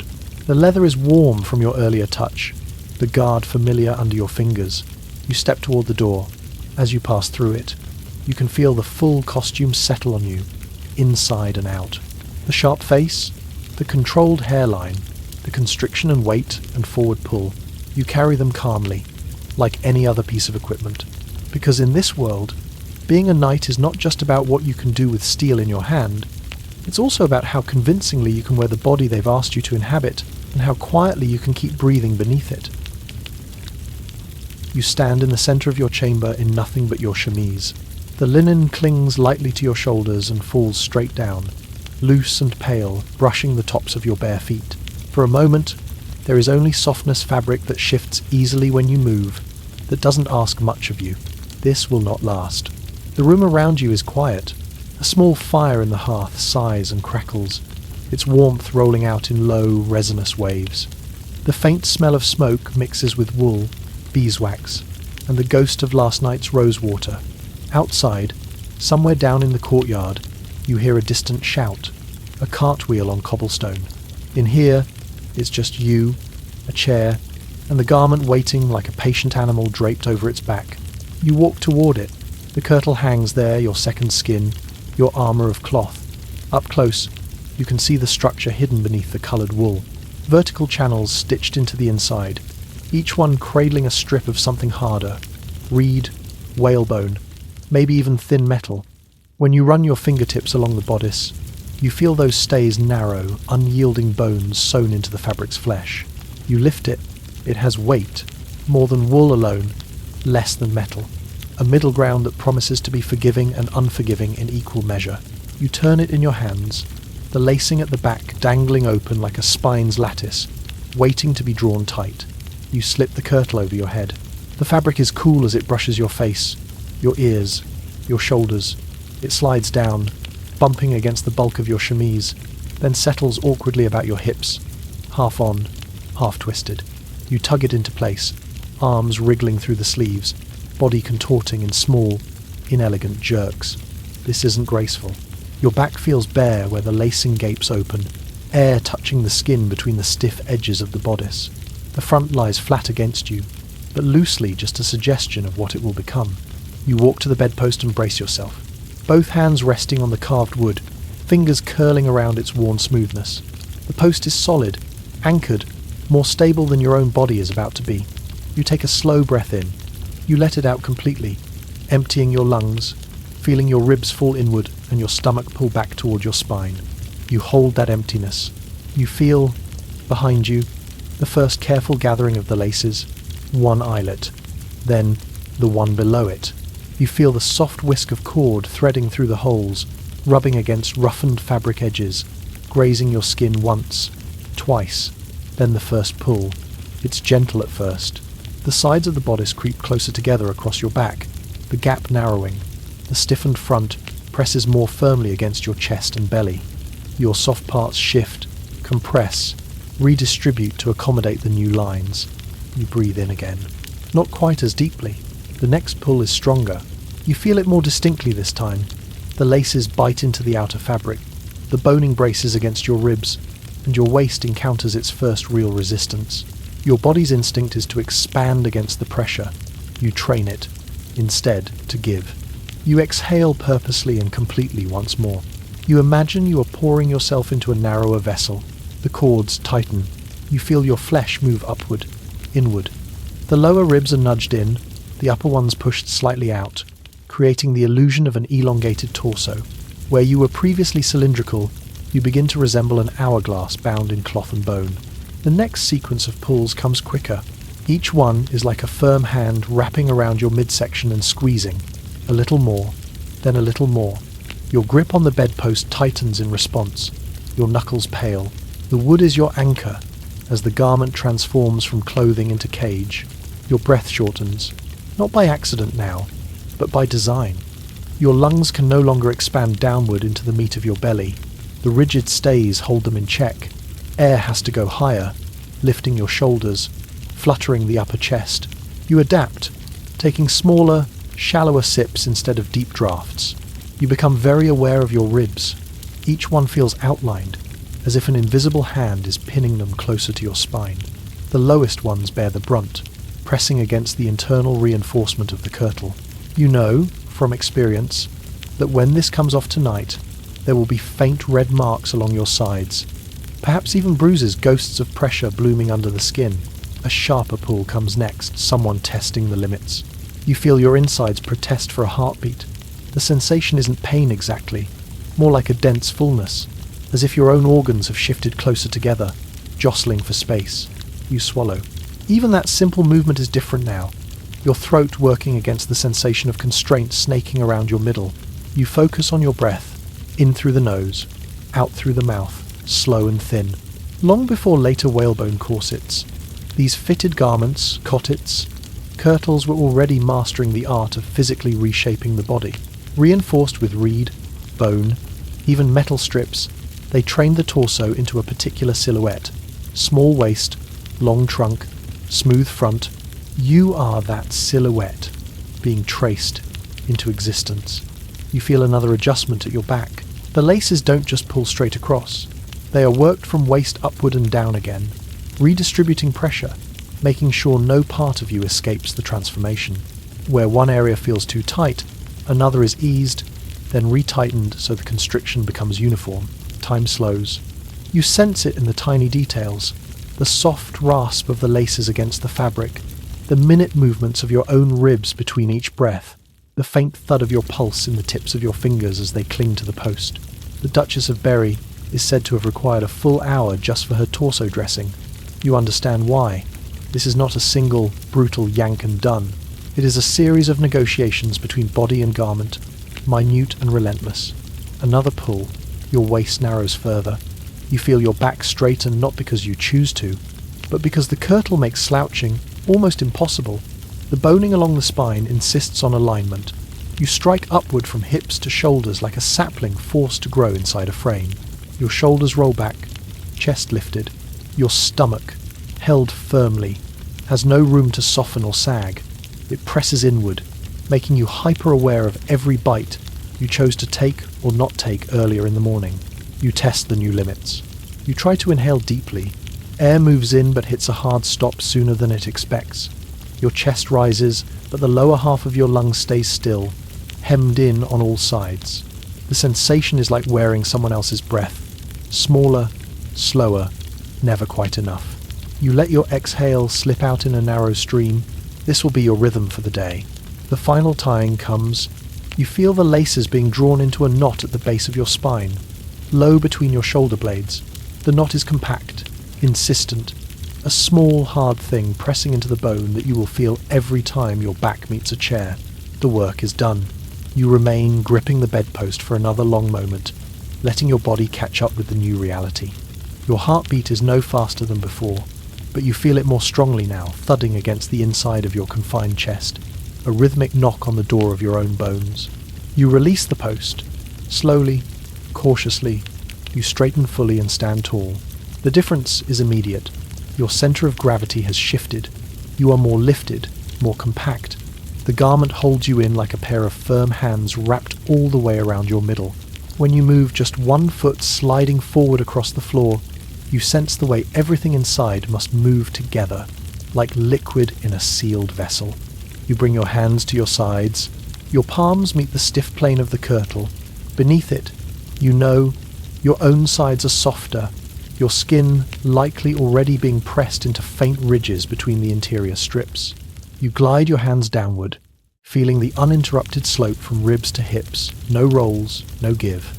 Long before corsets became the shorthand for beauty through torture, you and women like you were already willing to exhale for no one. You take one more deliberate breath. It's not comfortable, but there is something secure in it, in the sense that your body has been gathered and organized, made to match a line on a drawing. You know exactly where you begin and end now. Held firmly by reed and whalebone and a web of lacing, you move toward the mirror. The warped metal doesn't tell the whole truth, but it tells enough. You see the narrower waist, the elongated torso, the way your shoulders slope more gracefully now from a higher starting point. The fabric of the kirtle lies smooth and flat, no bunching, no betraying bulges. From the outside, it looks elegant. No one will see the awkward twisting that got you here. No one will see the grip on the bedpost, the compressed lungs, the faint nausea that rose once when the laces bit too suddenly. They will see the result. A body apparently born in this shape. You know better. You rest one hand lightly over your lower ribs, feeling the steady movement of breath under your palm, small but sure. You are laced, contained, and unmistakably alive. Breathing is optional, but you are doing it anyway, quietly, carefully enough. You turn away from the mirror and walk toward the door. Your steps are measured. Your gait has changed. The kirtle will not let you slouch, will not let you hunch in on yourself. You glide instead, despite the hidden bruises that will bloom later, despite the tight band around your lungs. You have mastered this art, the physical reshaping of yourself, with clothing so well that by the time you enter the hall, no one will see it as art at all. They will think this is simply what you are. You stand in front of the open chest, fingers resting on the carved lip of the wood. The room is still, but your mind is not. Inside the chest, layers of fabric lie folded and stacked colours and textures pressed into patient silence. Dyed wool, plain linen, a bit of velvet you probably shouldn't own, a gleam, here and there, of metal thread. There were actual laws written, enforced, and sometimes absurd, that dictated what you could wear, how you could wear it, and what fabrics were above your station. You are about to dress inside those lines. You lift the top gown. The wool is dense and slightly scratchy against your hands, its weight sagging as you lift it from the chest. The colour is rich but not too rich, a deep blue that swallows light modestly, not the kind of radiant crimson or royal purple that would scream noblesse to anyone watching. You hold it up in front of you and examine the details. Your eyes slide along the hem, up the sides, to the cuffs of the sleeves. Embroidery. Gold-coloured thread, carefully couched into vine patterns. You run your thumb along the stitched band at the edge of the sleeve. It feels slightly raised, smooth and cool, where the metal wraps the silk. You bring 2 fingers together and measure, 1 finger width. 2. You stop there. The law in your city, for your station, says nothing beyond 2 fingers' breadth of decorative metal on the edges. Any more, and you're straying into the realm of those who sit higher at table. You feel the narrow band again, just under the limit. You fold the sleeves carefully inward and set the gown aside. This one is safe.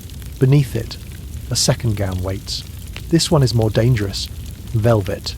You drag your knuckles along its surface and feel the pile move soft, plush, greedily absorbing the touch. It's the kind of fabric that visually weighs twice as much as it is, that ripples in slow waves when handled. You also know it is watched. Dressing too well can land you in legal trouble. You unfold it a little more. The colour is dark, almost black in the dim light. That helps. Less overt than something bright. You check the trim. No fur, just wool braid. You let out a small, unseen breath of relief. Under Edward III in England, no one below the rank of knight's daughter is allowed to wear fur. Ermine, sable, even squirrel-it-all telegraphs, a status you are not supposed to claim. You've seen women fined for edging their sleeves in the wrong pelt, even when the fur itself was old, worn to dullness. You smooth a hand over the neckline. No fur. No problem. You decide. You will risk the velvet. You lay it out on the bed, its weight pulling the mattress slightly down in the middle. It looks innocuous now, just cloth and thread, but you know that on the street, under the gaze of strangers and clerks, it will speak for you louder than your own voice could. You dress, layer by layer. The chemise first, soft and plain, smelling faintly of lye and air. Then the underdress, rougher against the skin where the seams rub. Finally, the velvet gown slides over everything, its inner lining cool as it settles on your shoulders and cascades down your frame in heavy folds. You feel the extra weight immediately. Each step you will take today will be fractionally slower, each movement slightly more deliberate. You run your palms down your sides, smoothing the fabric, feeling for irregularities, anything that might catch an eye in the wrong way. Your hands stop at your waist. The belt. You walk to the small peg on the wall where it hangs. 2 options. 1. A sturdy leather strap.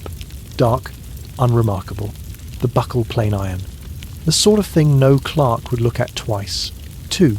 A finer belt, slimmer, the leather dyed a rich brown, the buckle and fittings made of silver, engraved with curling designs. Your fingers hover over the silver one. In 14th century Florence, Women of the merchant class were forbidden from wearing belts made of gold or silver. You are not in Florence. But every city has its own list, its own nervous hierarchy translated into ink and statutes.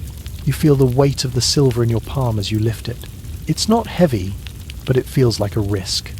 You think of the story you heard, the one about a woman in Venice fined for simply lining the inside of her sleeve with pearls. Not on display, hidden, but discovered nonetheless. Even secret luxury can be punished when the wrong eyes find it. You set the silver belt down. You choose the leather. You thread it through the loops on your gown, tugging it until it hugs your waist, then fastening it with a firm, practical twist. The buckle's weight against your hip feels safe. You know that, at least here, at least today, iron is invisible to the law. You take a moment to check yourself in the polished metal disc that serves as your mirror. The reflection is warped, but it shows enough. No fur, embroidery within the acceptable band, no glint of forbidden metal at your waist. A gown of rich fabric, yes, but cut in a modest shape. You nod, a small internal gesture. You are as compliant as you can bear to be. Then you step out into the street. The market square spreads before you, noisy and uneven. Cobblestones underfoot, some sunken, some jutting. Your shoes find every edge. Voices tangle in the air, shouts from stall-holders, haggling murmurs, laughter, a child crying somewhere you cannot see. The smells run together. Fish, damp wool, baking bread, manure. You move through it with measured steps. The velvet of your gown drags softly against the stones, its hem picking up dust. The weight of it pulls at your shoulders, but you wear that weight like you have always done. Back straight, chin level, eyes under control. You are aware of your own silhouette. You are equally aware of the eyes that assess it. On the far side of the square, under the shadow of the town hall, you see them, clerks, not soldiers, not guards, men in drab robes, carrying rolls of parchment and sticks of charcoal, some with small tablets of wax. They aren't watching the goods, they're watching the people. They are the medieval fashion police. As you walk, you feel a thin strand of anxiety tighten inside your chest. Not a panicked constriction, just a careful alertness. A drawn line of awareness from your neckline to your hemline, from your sleeves to your shoes. You approach a stall selling dyed ribbons and lace. The colours blaze in small banners: vermilion, azure, ochre. You reach out and touch one. The silk slips under your fingers like water. It would catch the light, beautifully braided through hair or threaded at a cuff. You picture it, then picture the clerk's charcoal making notes on a scroll. You let the ribbon fall back onto the pile. You move on. You pass a furrier's stall. Pelts hang in heavy rows: fox, marten, squirrel, each with its own texture, its own warmth. You run your hand close, feeling the movement of the fur as the breeze lifts it. You do not touch. You know the law too well. Under Edward III, no one below the rank of knight's daughter may wear fur. These soft, thick skins are not for you, no matter how cold the winter gets.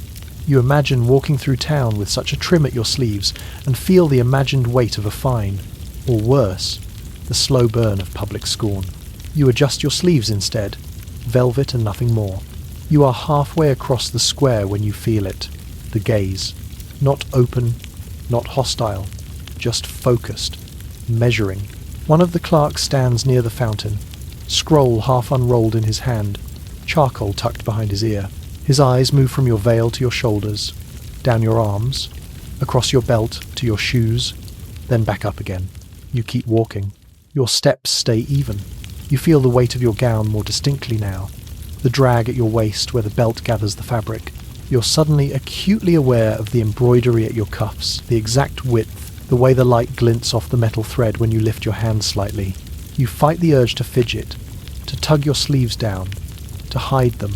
Instead, you pause near a stall selling apples. You let your hand hover over the fruit, picking one up, its smooth skin cool and slightly waxy. You turn it, letting the polished red surface occupy your attention, feeling the breeze shift the hem of your gown around your ankles. Out of the corner of your eye, you see the clerk's hand move. Charcoal touches parchment. A note about someone, something, not necessarily you, but it could be. You place the apple back gently. For a moment, the pressure of scrutiny presses in like an extra layer of clothing intangible, but heavy all the same. Then it passes. The clerk looks away, his gaze caught by someone else, perhaps a girl with fur edging, perhaps a man with sleeves too long, silk, too bright for his trade. You let your shoulders relax the smallest amount. Your feet carry you out of the square, onto a quieter street where the air feels looser, less watched. You feel the velvet of your gown sway with each step, the fabric's weight still there, but now just cloth again, not evidence. You think, briefly, of the absurdity of it. Clerks patrolling streets taking fashion notes, women in Florence fined over the metal in their belts, Venetian tailors questioned for stitching pearls into hidden seams, the law dictating, stitch by stitch, who you are allowed to appear to be. You also think of the quiet skill you've developed in response, choosing fabrics just shy of forbidden, measuring embroidery with your own fingers, selecting belts, trims, and linings that satisfy your taste but slide under the law's radar when possible. These are survival tactics as real as knowing which herbs cure which fever. You reach the door of your home. The wood is heavy under your palm, grain rough but familiar. Inside, you will slip the belt off, feel the sudden freedom at your waist. You may even change into plainer wool for work that doesn't require being seen. But for now, as you cross the threshold, you carry with you the knowledge that you walked the line between modesty and luxury, obedience and desire. You let the door close behind you with a quiet thud. Out there, the fashion police will go on making their notes. In here, you unfasten the leather at your waist with steady hands, knowing that tomorrow and the day after, you will repeat this dance, choosing, checking, adjusting, wearing not only what suits you, but what the world will allow, and finding, within those narrow borders, a way to feel like yourself anyway. You are almost ready. The gown hangs heavy and exact on your shoulders. The kirtle beneath holds your torso in its firm, narrow grip. Your sleeves fall in measured folds. Your shoes sit neatly on the floor, barely peeking from the hem. From the collarbone down, you are perfectly constructed. But before you walk out that door, there's one more thing to manage. Your wimple. You turn toward the small stool near the hearth. The fire is low. Its coals are dull red, breathing out a soft, steady warmth that just licks at your ankles. The air up here, near your face, is cooler. You feel the faint draft from the door and the damp chill that stone walls never quite let go of. On the stool, folded with an almost reverent precision, lies the linen. You reach for it. It is plain, undyed, a clean, uncompromising white. When you lift it, it unfurls with a quiet sigh, edges swinging, corners soft but defined from countless washings and starchings. You run your thumb and forefinger along one edge. The fabric is smooth, but not soft. There's a crispness to it from the starch, a faint brittleness that makes it hold shape instead of draping freely. Against your skin, it will not melt. It will insist. You lay it over your lap for a moment and bring your hands to your hair. Your hair is already prepared for this. Brushed, plaited, pinned. You feel the coils beneath your fingers, the tension in your scalp where they've been anchored close. Every strand has been gathered up, twisted into submission, and fixed with pins you can feel but not see. You smooth your palms over it once, flattening any imagined looseness. Visible hair, out there, is provocation, a signal, a small spark in dry tinder. Married women are not supposed to throw sparks. You lift the linen again. You find its centre by feel, the place where the fabric creases from being folded just so. You bring that centre under your chin. The first touch is cool. The linen cups your jaw, the edge tucking into the soft skin beneath your lower lip. You pull the ends upward, wrapping them along the line of your jawbone toward your ears. As it tightens, the coolness gives way to pressure. The cloth presses up into the underside of your chin, pushing it slightly higher. Your throat feels suddenly more exposed, even though it's being covered. The sensation is like a firm, steady finger tipping your head up, insisting on posture, on openness. You cross the ends behind your head. The linen slides over the nape of your neck, catching on a few loose hairs, then pulling them flat. You feel the weight of the fabric now as it drapes down your chest and back, but most of all, you feel the band under your chin. The wimple is like a built-in apology, wrapping your head and neck into a shape that says, "You are contained." You bring the ends back to the front. over your shoulders. You hold them still with one hand while your other reaches for the small basket of pins on the stool. The pins are simple metal shafts with flattened heads. When you pick one up, it is cold and unexpectedly heavy for its size. The point is sharp, made for sliding through layers of cloth and catching in hair. You close your fingers around the first one. You tilt your head slightly to one side, keeping the linen taut under your chin, and guide the pin up toward your crown. You can't see. You do this by feel. The pin pricks through the outer layer of the wimple with a faint, resistant pop. Then it meets the coif underneath, the smaller, tighter cap that hugs your hair. You push a little harder, and the point finds purchase in the braids beneath, slipping between strands, anchoring there. You feel a tiny, bright sting on your scalp where the pin presses too close to skin. You adjust, just a fraction, backing it off so the pain thins to a persistent itch. You repeat with the second pin on the other side. The second bite of metal grazes a slightly different patch of scalp.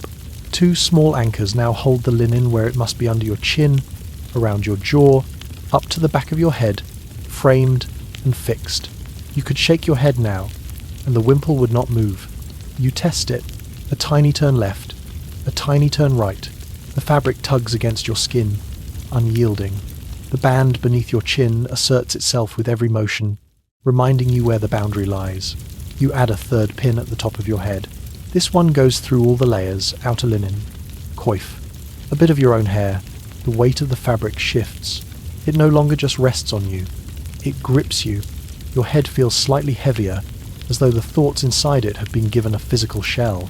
You lower your hands and smooth the hanging lengths of the wimple against your chest. It covers everything from just below your lower lip down to the opening of your gown. Your neck is gone from sight. The little hollow at the base of your throat, the line of your collarbone, the gentle slope of your shoulders where they meet your neck, all of it has vanished. From the outside, there is only linen. White fabric hugging your chin, climbing up under your jaw, arcing around the edges of your face, then falling in controlled folds.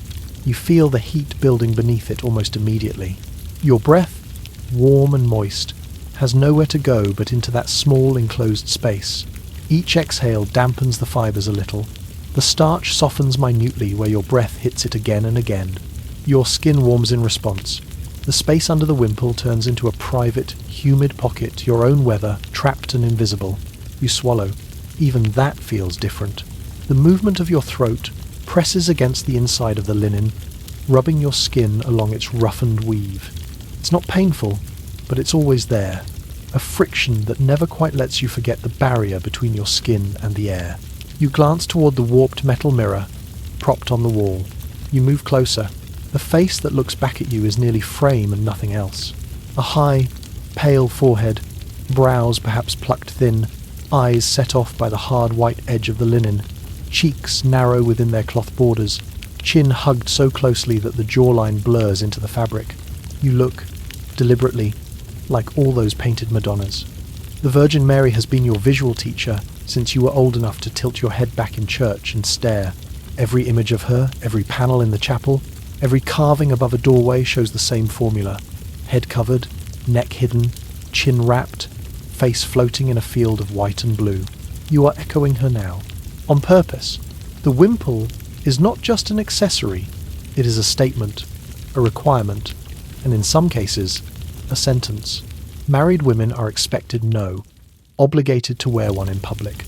Girls as young as 12 are introduced to head coverings almost as soon as they can be considered someone else's responsibility. The logic is simple and relentless. Modesty must be visible. You turn your head slightly in the mirror, taking in the profile. The linen clings to the curve of your jaw, erases the tender vulnerability of your neck. It creates a clean, unbroken line from the top of your head down to your chest.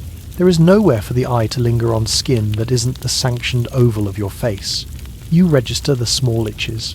One, high on your scalp where a pin presses just a bit too eagerly.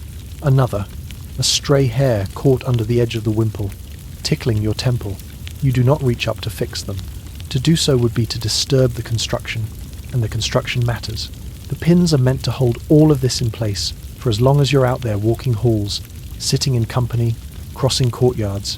You lift your chin within its linen cradle. The pressure under your jaw encourages that motion, tiny, constant reminders to keep your head up. Combined with the weight of the gown, the squeeze of the bodice, and the layered expectations of your name and station, the wimple finishes the posture the world expects to see. Contained, covered, compliant. You let your hands slide down the front of the gown, feeling the textures meet the smooth nap of wool, the coarse edge of linen, the faint give where your ribs move behind it all. You breathe in, the air enters through your nose, cool and thin. It passes over the top of the wimple's edge, where it presses into your cheeks, then down into your chest. You breathe out, slower, feeling the warm flow graze your lower lip and chin, then fold upward into the trapped space beneath the cloth. You have done this before. You know how the first steps outside will feel. The change from cool room to cooler corridor. The way the outer air will hit the exposed part of your face while everything below remains blanketed. You also know that once you cross that threshold, the wimple does some of the speaking for you. It tells the world you have been claimed, that you belong to someone. Husband, family, faith, all woven into the folds of white. It says that whatever you think or feel or know sits behind a panel of linen, invisible and therefore, to many, irrelevant. You let that knowledge wash over you like cold water. Then you gather yourself around a different sensation, the solid feel of your feet in your shoes, the reliable rise and fall of your breathing within its new, narrower path, the steady beat of your heart under cloth and bone and thread. You place one hand on the door latch. The iron is cool and rough under your fingers, its edges worn by years of use. You hold it for a moment, feeling your own warmth slowly seep into the metal. You are ready. You have your bodice, your gown, your veil of linen pressed under your chin like a quiet, visible vow. You have pins in your hair, heat under your jaw, and a face framed to look like an icon. You open the door. The corridor outside smells of stone dust and faint tallow. The air moves a little more than it did in your chamber, brushing the exposed parts of your skin, catching at the edge of the wimple and lifting it a millimetre before it drops again, pinned too securely to go anywhere. You step through. Modesty has been made visible. But beneath it all, the sensations, all the small discomforts, all the quiet adjustments, you carry something else as well. The calm, steady awareness that you are more than what the linen allows to show, and that you can move through this world wrapped in its rules without ever forgetting the living, breathing self held beneath. You sit on the edge of the bed, gown lifted just high enough to expose your bare feet to the chill of the chamber. The stone beneath them is cold and faintly gritty, bits of dust and old rushes roughening the surface. Your toes spread instinctively, claiming as much ground as they can before you take that freedom away. We're talking about feet. Yes, the humble, often hidden, occasionally fetishized medieval foot. In this world, feet are supposed to be small, narrow, and elegant, basically impossible for anyone who actually uses them for walking. The ideal foot is delicate, high-arched, with well-shaped toes. Not the sturdy, practical things that carry you upstairs and across muddy yards, but something a poet can compare to shells, or doves, or carved ivory. You glance down at yours. They are real. They are yours. Soon they will be something else. On the floor beside the bed, your shoes wait. Poulaines. You reach for one. The leather is smooth and thin along the sides, but stiff and unyielding along the toe, where it extends far beyond where your actual toes will ever reach. You hold it up by the heel. The shape is absurd. From heel to ball, it's barely longer than your foot. From ball to tip, it stretches on 5, 6, maybe more inches of narrow, pointed nothingness. Some people wear them even longer, 12-inch beaks that curl and bob with every step. City officials are starting to talk about bans, but for now, the craze has teeth. You turn the shoe so the opening faces you. Inside, stuffed deep into the elongated point, is a mass of something pale and fibrous. You hook 2 fingers in and pull a bit out to test it. Wool, yes, and dried things. You bring it to your nose. Rosemary, dry, resinous, sharp. Beneath it, a faint sting of lemon peel citrus brightness, turned brittle and sour by time. You smile inwardly at the small, private care you've taken, stuffing the tips with herbs not just to keep their shape, but to mask whatever your warm, enclosed feet will do to the air inside them by midday. You push the stuffing back in, pressing until the point feels full and firm. You slide your hand deeper into the shoe. You can feel where the stuffing ends, and the living space begins, a narrow cavity, just big enough for your toes to crowd into. The insole is smooth but slightly uneven, moulded by earlier wear. You set the shoe down again. You lift your right foot, resting your ankle on your left knee. You take a slow breath in. You guide your toes toward the opening. The leather edge grazes your skin cool, a little rigid from yesterday's damp, then warming as it meets the heat of your foot. Your toes find the hollow and push in. Immediately, the walls close around them. The shoe does not widen to welcome you. It clamps. The sides press against your smallest toes first, folding them inward toward their neighbours. Your big toe is pushed slightly toward the centre. You continue to slide your foot forward. There's a moment where the ball of your foot meets the narrowing shape of the front. You feel it, the resistance. You push gently. Your toes compress, tightening like a bunch of grapes squeezed into the opening of a bottle. The stuffing beyond stops them from moving any further forward. You can feel the rosemary crumbling in its packet, a dry cushion that refuses to yield more room. You wiggle your toes. There is no wiggle. Each one is held in close embrace by leather and herbs. You lower your heel. It slips into place with a small, private thump. The back of the shoe rises to meet your Achilles tendon, the edge catching the soft skin there before settling. The welt at the heel rubs once. A dry, grating touch, then stays. You set your foot down. The stone feels distant now, buffered by sole and stuffing.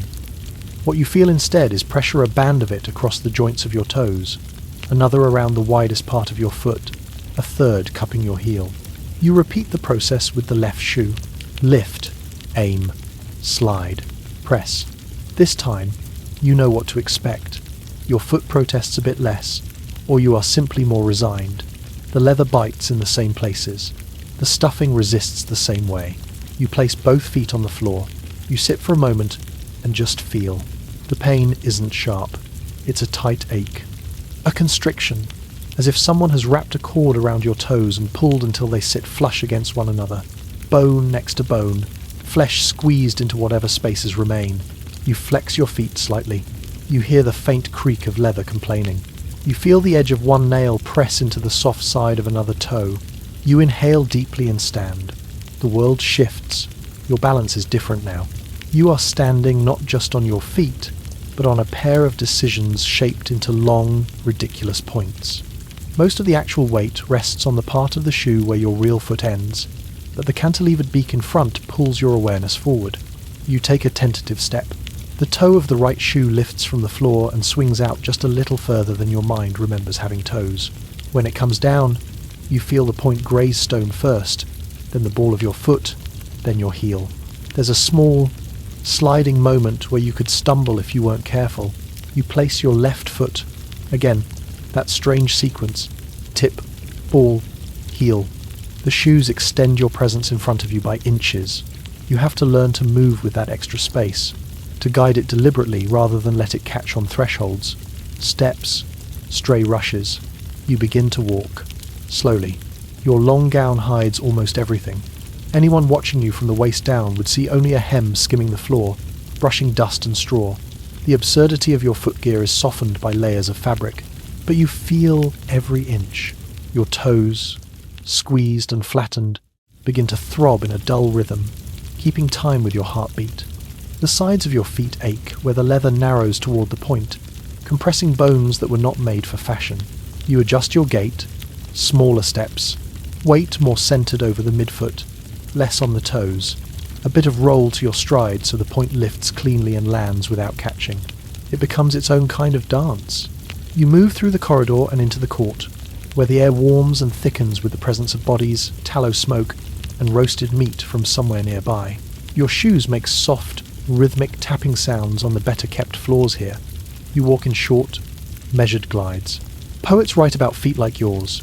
They praise smallness, narrowness, arches so high they seem to hover above the earth, toes that lie like pearls on a string. They never write about the sensation of your big toe pressing against the leather until it numbs. They don't mention the sharp edge of shoe biting into your heel, or the faint bloom of a blister beginning its slow, private work. You turn a corner. The long points swing with you, like the beaks of exotic birds trained to follow your movements. You are aware of them as extensions of yourself, parts that need extra clearance, extra thought. City officials in some places have already started to pass rules: no tips longer than such and such length. The shoes, to them, are not just foolish, but dangerous. You understand why. A misjudged stare, a slippery flagstone, a sudden need to run these shoes are no friends to practicality. You step into the hall. The rushes underfoot change the feeling again. Softer, less even. You feel the herbs in the shoe shift slightly as the sole adjusts to the new texture. A faint breath of rosemary and lemon escapes, pushed out through seams by the weight of your feet. The scent rises in tiny gusts. Sharp, clean, unexpectedly comforting. It cuts through the muddier smells of the room: sweat, wool, stewed onions, wet dog. Your own small intervention against the reality of what happens when feet sweat all day inside leather prisons. You find your place along the wall. Now, most of your work is stillness. You stand, weight shifting minutely from one foot to the other, never enough to disturb the line of your shoulders or to make your gown sway conspicuously. Inside the shoes, your toes do their best to adjust, curling where they can, flattening where they must. Time stretches. The ache becomes familiar. It settles into you the way the pressure of your bodice has, the way the pinch of your wimple has, part of the uniform of existing in this body, in this time. You glance down, just once, at the edge of your hem. Nothing shows. Your feet could be bare for all they know, or encased in the most ridiculous fashion of your generation. Either way, the beauty ideal is met. No large, practical, spreading farmer's feet here. No splay, no brute utility. You've hidden all that inside long, absurd outlines, so that, if anyone were to catch even a glimpse, they'd see only the suggestion of delicacy. The truth sits inside the shoes with you: the cramped flesh, the squeezed bones, the herbs bruised and giving up their scent to cope. You feel all of it, and still, you stand. You shift again, a fraction of an inch. The pressure on a particularly sore toe eases, transferring to another. The relief moves like a tide, never complete, never final, but enough. This is your small survival skill for today. You have learned how to move in footwear that wasn't meant for moving, how to balance the poetry of a delicate, high-arched foot with the practical work of walking across yards, floors, and time without falling. When the day is done and you finally sit on the edge of your bed again, gown lifted, fingers strapped around the heel of each shoe to tug them free, the air that hits your feet will feel sharp and cool. Your toes will stretch, hesitant and then eager, rediscovering distance. You will massage the marks the leather left on your skin, the faint red grooves, the flattened pads, the tender spots where nails and shoe edges argued. You will unstuff the poulain points, crush the dried rosemary and lemon between your fingers, and breathe them in, a last, fragrant kindness to feet that have carried you all day in impossible shapes. And tomorrow, you will do it again, carefully, competently, walking the thin line, as always, between what your body was made for and what the age has decided it should look like. It's morning again. Not bright morning, not warm morning, the kind of grey, reluctant dawn that seeps in through stone and linen and finds you before the sun has really decided what it's doing. You're up before it anyway, not because you are eager to greet the day, but because looking effortless in medieval court life takes work, hours of it. You swing your feet to the floor. The stone is cold, a flat, steady chill that climbs into your ankles and wakes the rest of you with more conviction than any bell. The air has that particular night-stale quality, cool and a little sour from sleep, layered with faint smoke from the hearth that died down hours ago. You move to the small table where your morning arsenal waits. A basin of water, a small jug of something darker, a folded cloth, still stiff from its last wash. You touch the surface of the water with your fingertips. It is cold, not biting, but sharp enough that the nerves in your hand jump to attention. You take up the basin with both hands, feeling the slight sway of liquid inside, and set it down nearer the light creeping in from the slit of a window. You cup your hands and plunge them in. The cold stings instantly. Your bones register it. You bring the water up and splash it onto your face. Shock. It hits your skin like a handful of melted snow. Your eyelids snap shut on reflex. Your breath catches, then hisses out between your teeth. Droplets run down your neck, thread into your hairline, soak the edge of your chemise. You do it again. Another double handful, more prepared this time. The second shock is less. Your skin has begun to accept the cold as a given. By the third splash, you are fully awake, pores tightened, nerves humming. You pick up the jug. When you pull the cork, the smell rises in a thin, impatient line. Vinegar.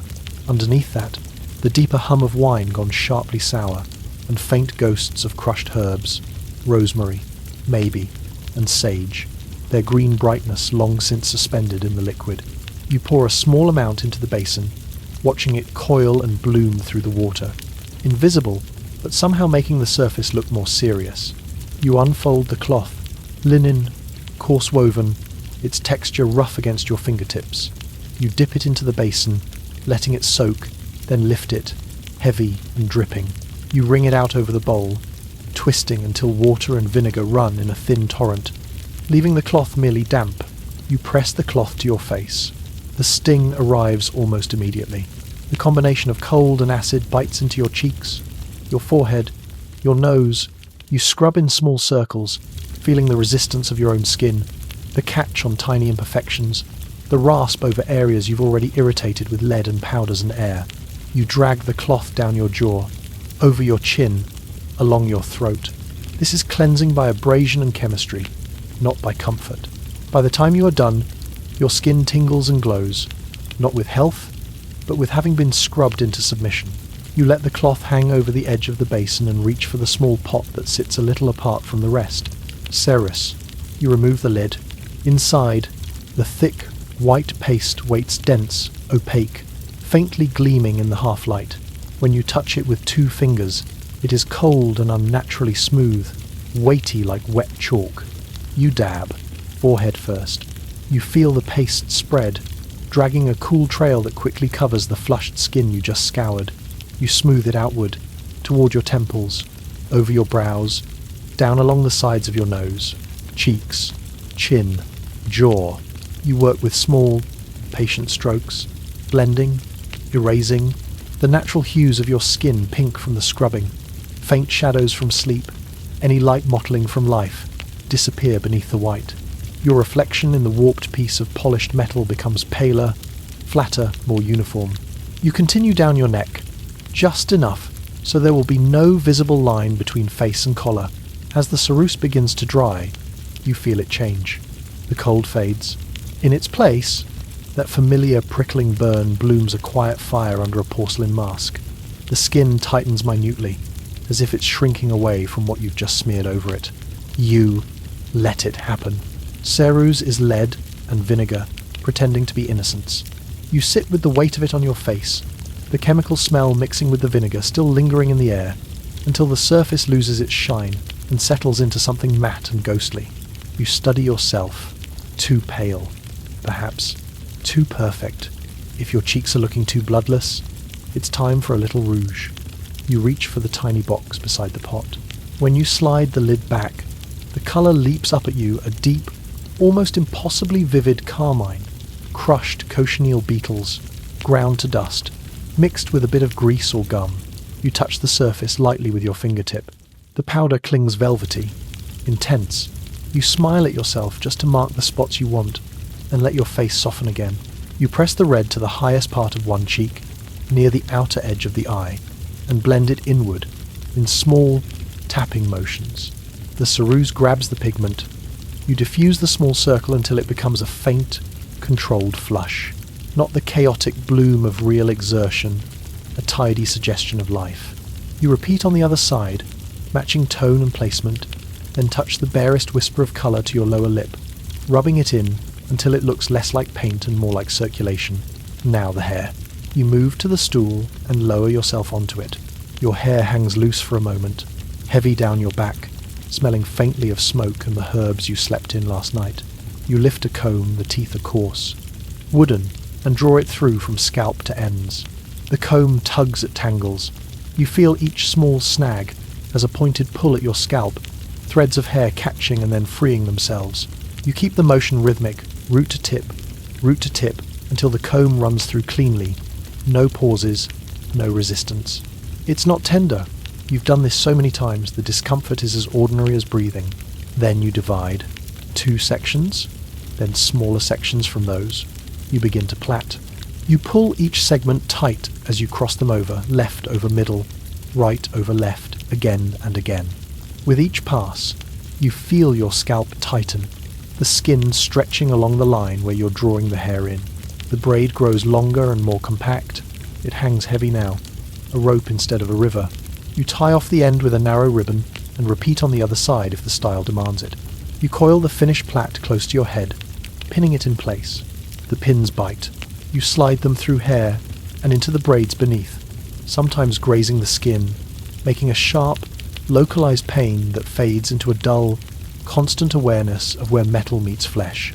By the time your hair is fully arranged, your scalp feels like a mapped territory of tiny, controlled hurts and anchored strands. It will not move now, no matter what the day throws at you. Dressing comes next.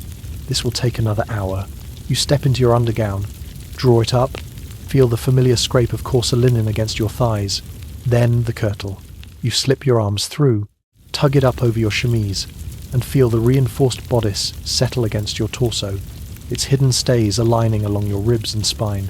You move to the bedpost, brace your hands, exhale, lacing. You feel the first gentle tug at your back, then stronger. The gap closes, inch by inch. The bodice cinches you in, compressing the softer parts of you, pushing flesh upward and inward. The pressure builds along your sides, across your ribs, encircling your waist like someone's arms tightening and refusing to let go. You exhale again, deliberately, and hold at the bottom of that breath as the laces draw tighter. Breathing becomes a new skill. Shorter, higher, fewer muscles involved. The compression is not a surprise. It is a familiar, unwavering band around your middle. You know where it will leave red tracks when you undress tonight. Know where faint bruises will form if someone was a little overzealous with the pull.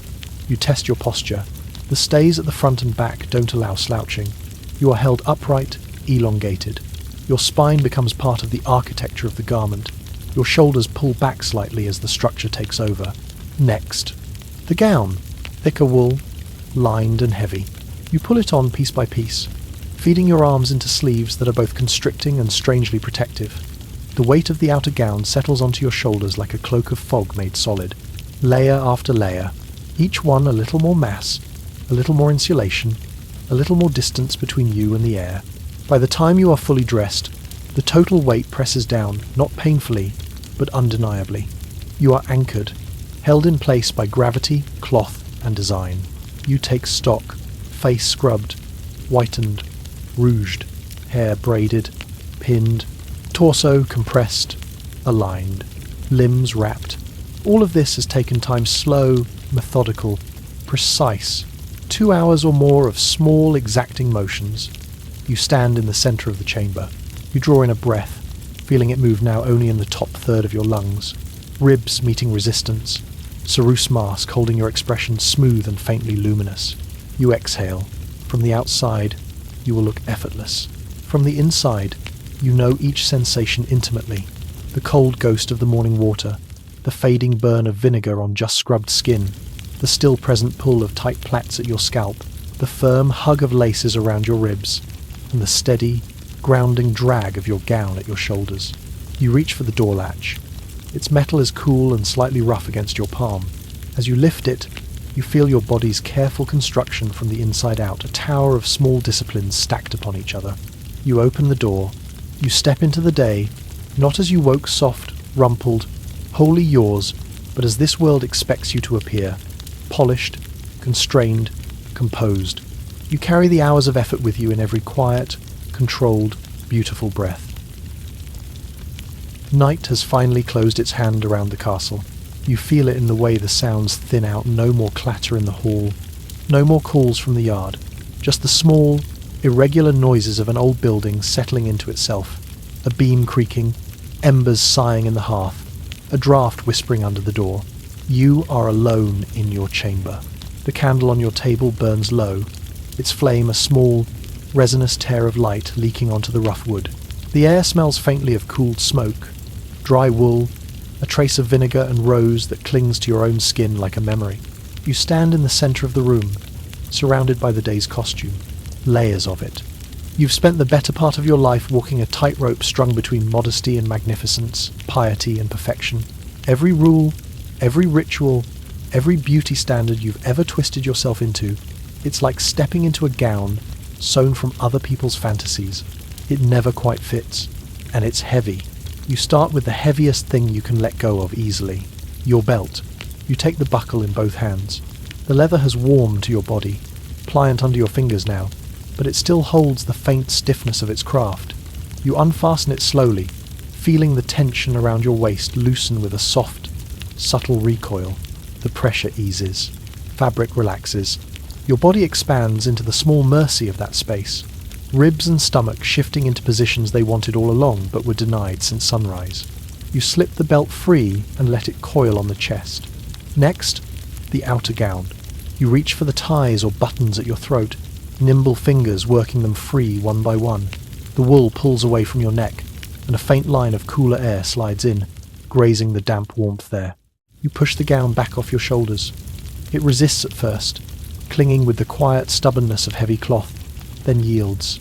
The weight pours down your arms, sliding along your sleeves, gathering at your elbows, then slipping past your hands to puddle at your feet in a muted, comforting thump. Your shoulders feel suddenly light. The absence of weight is almost dizzying, like a tight fist has released you. You step out of the gown circle and leave it on the floor where it falls. You'll lift it later. For now, it lies like a husk you've shed, rich, shapely, and entirely separate from you. Underneath, the kirtle grips your torso. Reed, bone, or metal stays stand quietly at attention within it, still insisting on their lines. You bring your hands around to your back. Your fingers find the knot in the laces by touch the small, hard mass nestled against your spine. You pick at it patiently, loosening it thread by thread until the knot sighs apart. You draw the laces out. Slowly, with each inch you loosen, your ribs inhale a little more on their own. The bodice slackens, releasing its hold in small, incremental freedoms. You feel the points where it's been biting soften those familiar places along your sides where bruises bloom late and vanish early. You take a deeper breath. This time, it goes somewhere new, down, into your belly. For the first time all day, your lungs expand fully. Your chest rises without restraint. Your abdomen swells instead of being forced flat. It feels almost indecent.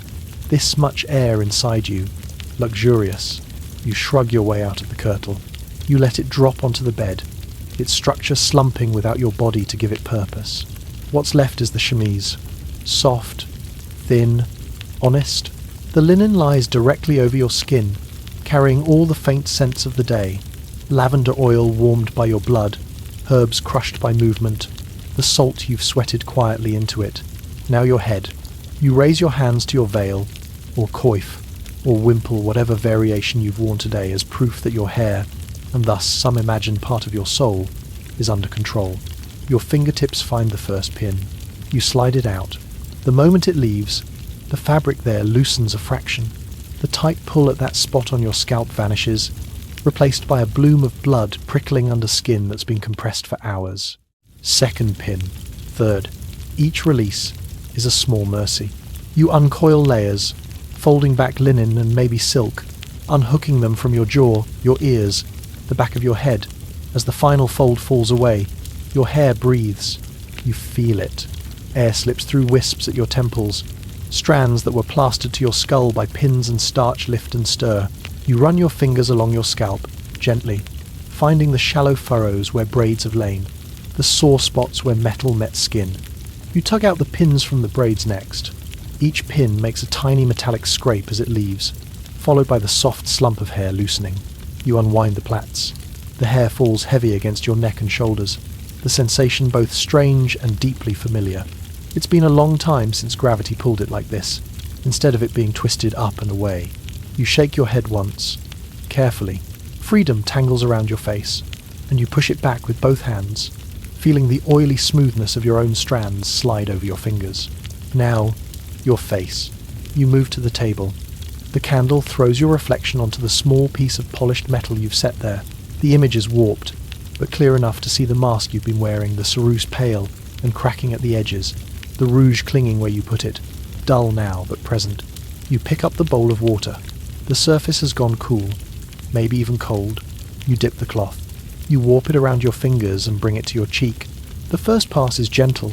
Cold water laced with the faint residue of vinegar and herbs kisses the surface of the lead. The ceruse softens slowly under the damp, smearing before it yields. You rub more firmly, and the white begins to streak, to come away onto the cloth in thick, ghostly smudges. You wipe your forehead, your chin, the bridge of your nose. Everywhere you drag the cloth, your own skin returns, flushed slightly from the pressure, dotted with imperfections that the paint hid so effectively this morning. You rinse the cloth, watch the water cloud with white and faint red, then clear as you squeeze it out. You go again. This time, you press harder around the eyes, where berry stains or cochineal rouge might still cling. The skin there is thin. You feel the bone easily under your fingertips. You move with care, but not fear. When you're done, you set the cloth aside and lean closer to the metal. There you are. No alabaster, no porcelain, just skin, colour where blood lingers near the surface, slight shadows where time and gravity and life have marked you, fine lines at the corners of your eyes where you've squinted at sunlight or candlelight or at words you weren't supposed to say out loud. A face that belongs to no painting. You hold your own gaze. You've been living inside a role someone else wrote. You were the maiden, pale, pliant, defined by potential and by what you had not yet done. Then the wife, veiled, respectable, covered, defined by belonging to someone else. Then the mother, softer, perhaps more tired, defined by others' needs crowding your own. Then, if you lasted long enough, the widow, draped in black, half erased, moving through the world as walking past tense. Costumes, all of them. Costumes sewn from other people's fantasies of what you were supposed to be.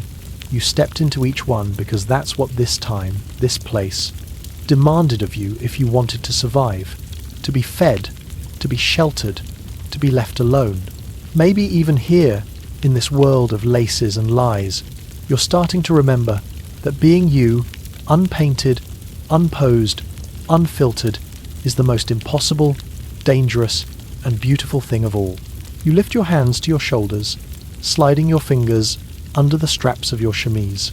You feel the weight of the day slide down your arms, off your fingertips, into the wooden boards beneath you.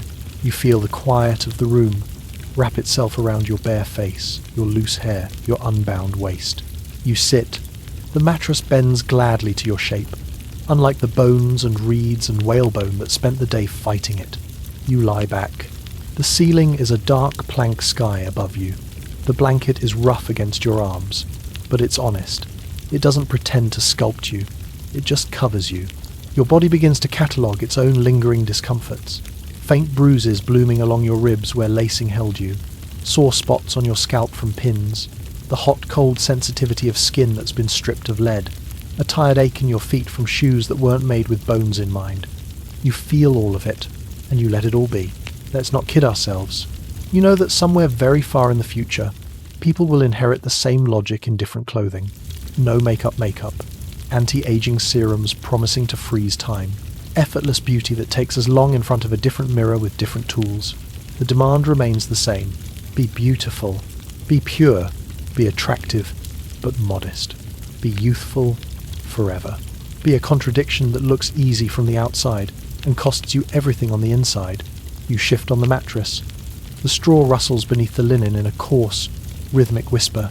Your body finds a groove it remembers, a dip where your weight has slept before. You feel the sheet cool against a cheek that isn't covered in powder anymore. You close your eyes. Behind your lids, things soften. Your corset, gone. Your veil, gone. Your lead, gone. Your role, for tonight, gone. What's left is just you, the person who breathes, slowly and steadily, without needing to be watched. The one who exists when no one is looking. The one whose worth is not measured by mirror, by seam, by pigment, by the cut of a gown or the lift of a forehead. You take a long breath in, all the way down to the belly this time. You let it out in a slow, warm stream, feeling the edges of fatigue blur into something gentler. Here, in the dark, in a space finely cleared of costume and scrutiny, you can practice a different kind of standard. Not impossible, not performative, just enough. You are enough in this moment as you are tired, barefaced, exhaling into your own quiet. And, as you drift towards sleep, you carry one skill with you from this entire, exhausting theatre of beauty, the ability to step out of the role, shut the door on the expectations, and return, for a while, to the simple, solid feeling of being a body at rest, belonging only to yourself. The chamber is still now, the mirror catching only the faintest shimmer of dying firelight. All day you've sifted through the rituals of survival and the rituals of beauty, and somehow they feel similar. Both demand patience. Both demand endurance. Both ask you to understand the world rather than fight it. Out there, the city hums with its rules and its judgments, but in here, life has narrowed to something simpler. Warmth, quiet, breath. You ease the last coal deeper into the nest of ashes, banking the fire the way generations before you did, letting it hold its glow without burning itself out. Outside, the wind slips along the shutters, a low hush against the wood. Inside, the firs settle around you with their familiar weight, soft and grounding, as if they're reminding you that your body doesn't have to perform for anyone now, not tonight. The mirror across the room is darkening. Its surface no longer judges, it only rests, and now the night begins to slow. The last light lowers, the air softens, everything becomes simple, safe, still, here. Let your breath move in and out, slow as an ancient tide, slow as drifting ash. Nothing to prove, nothing to hold, nothing to be but here. Sleep begins to gather at the edges. Let it come, let it settle, let it wrap you in quiet. Drift, sink, safe, warm, home, and as you drift off, you leave this world behind until we meet again in the silence of history.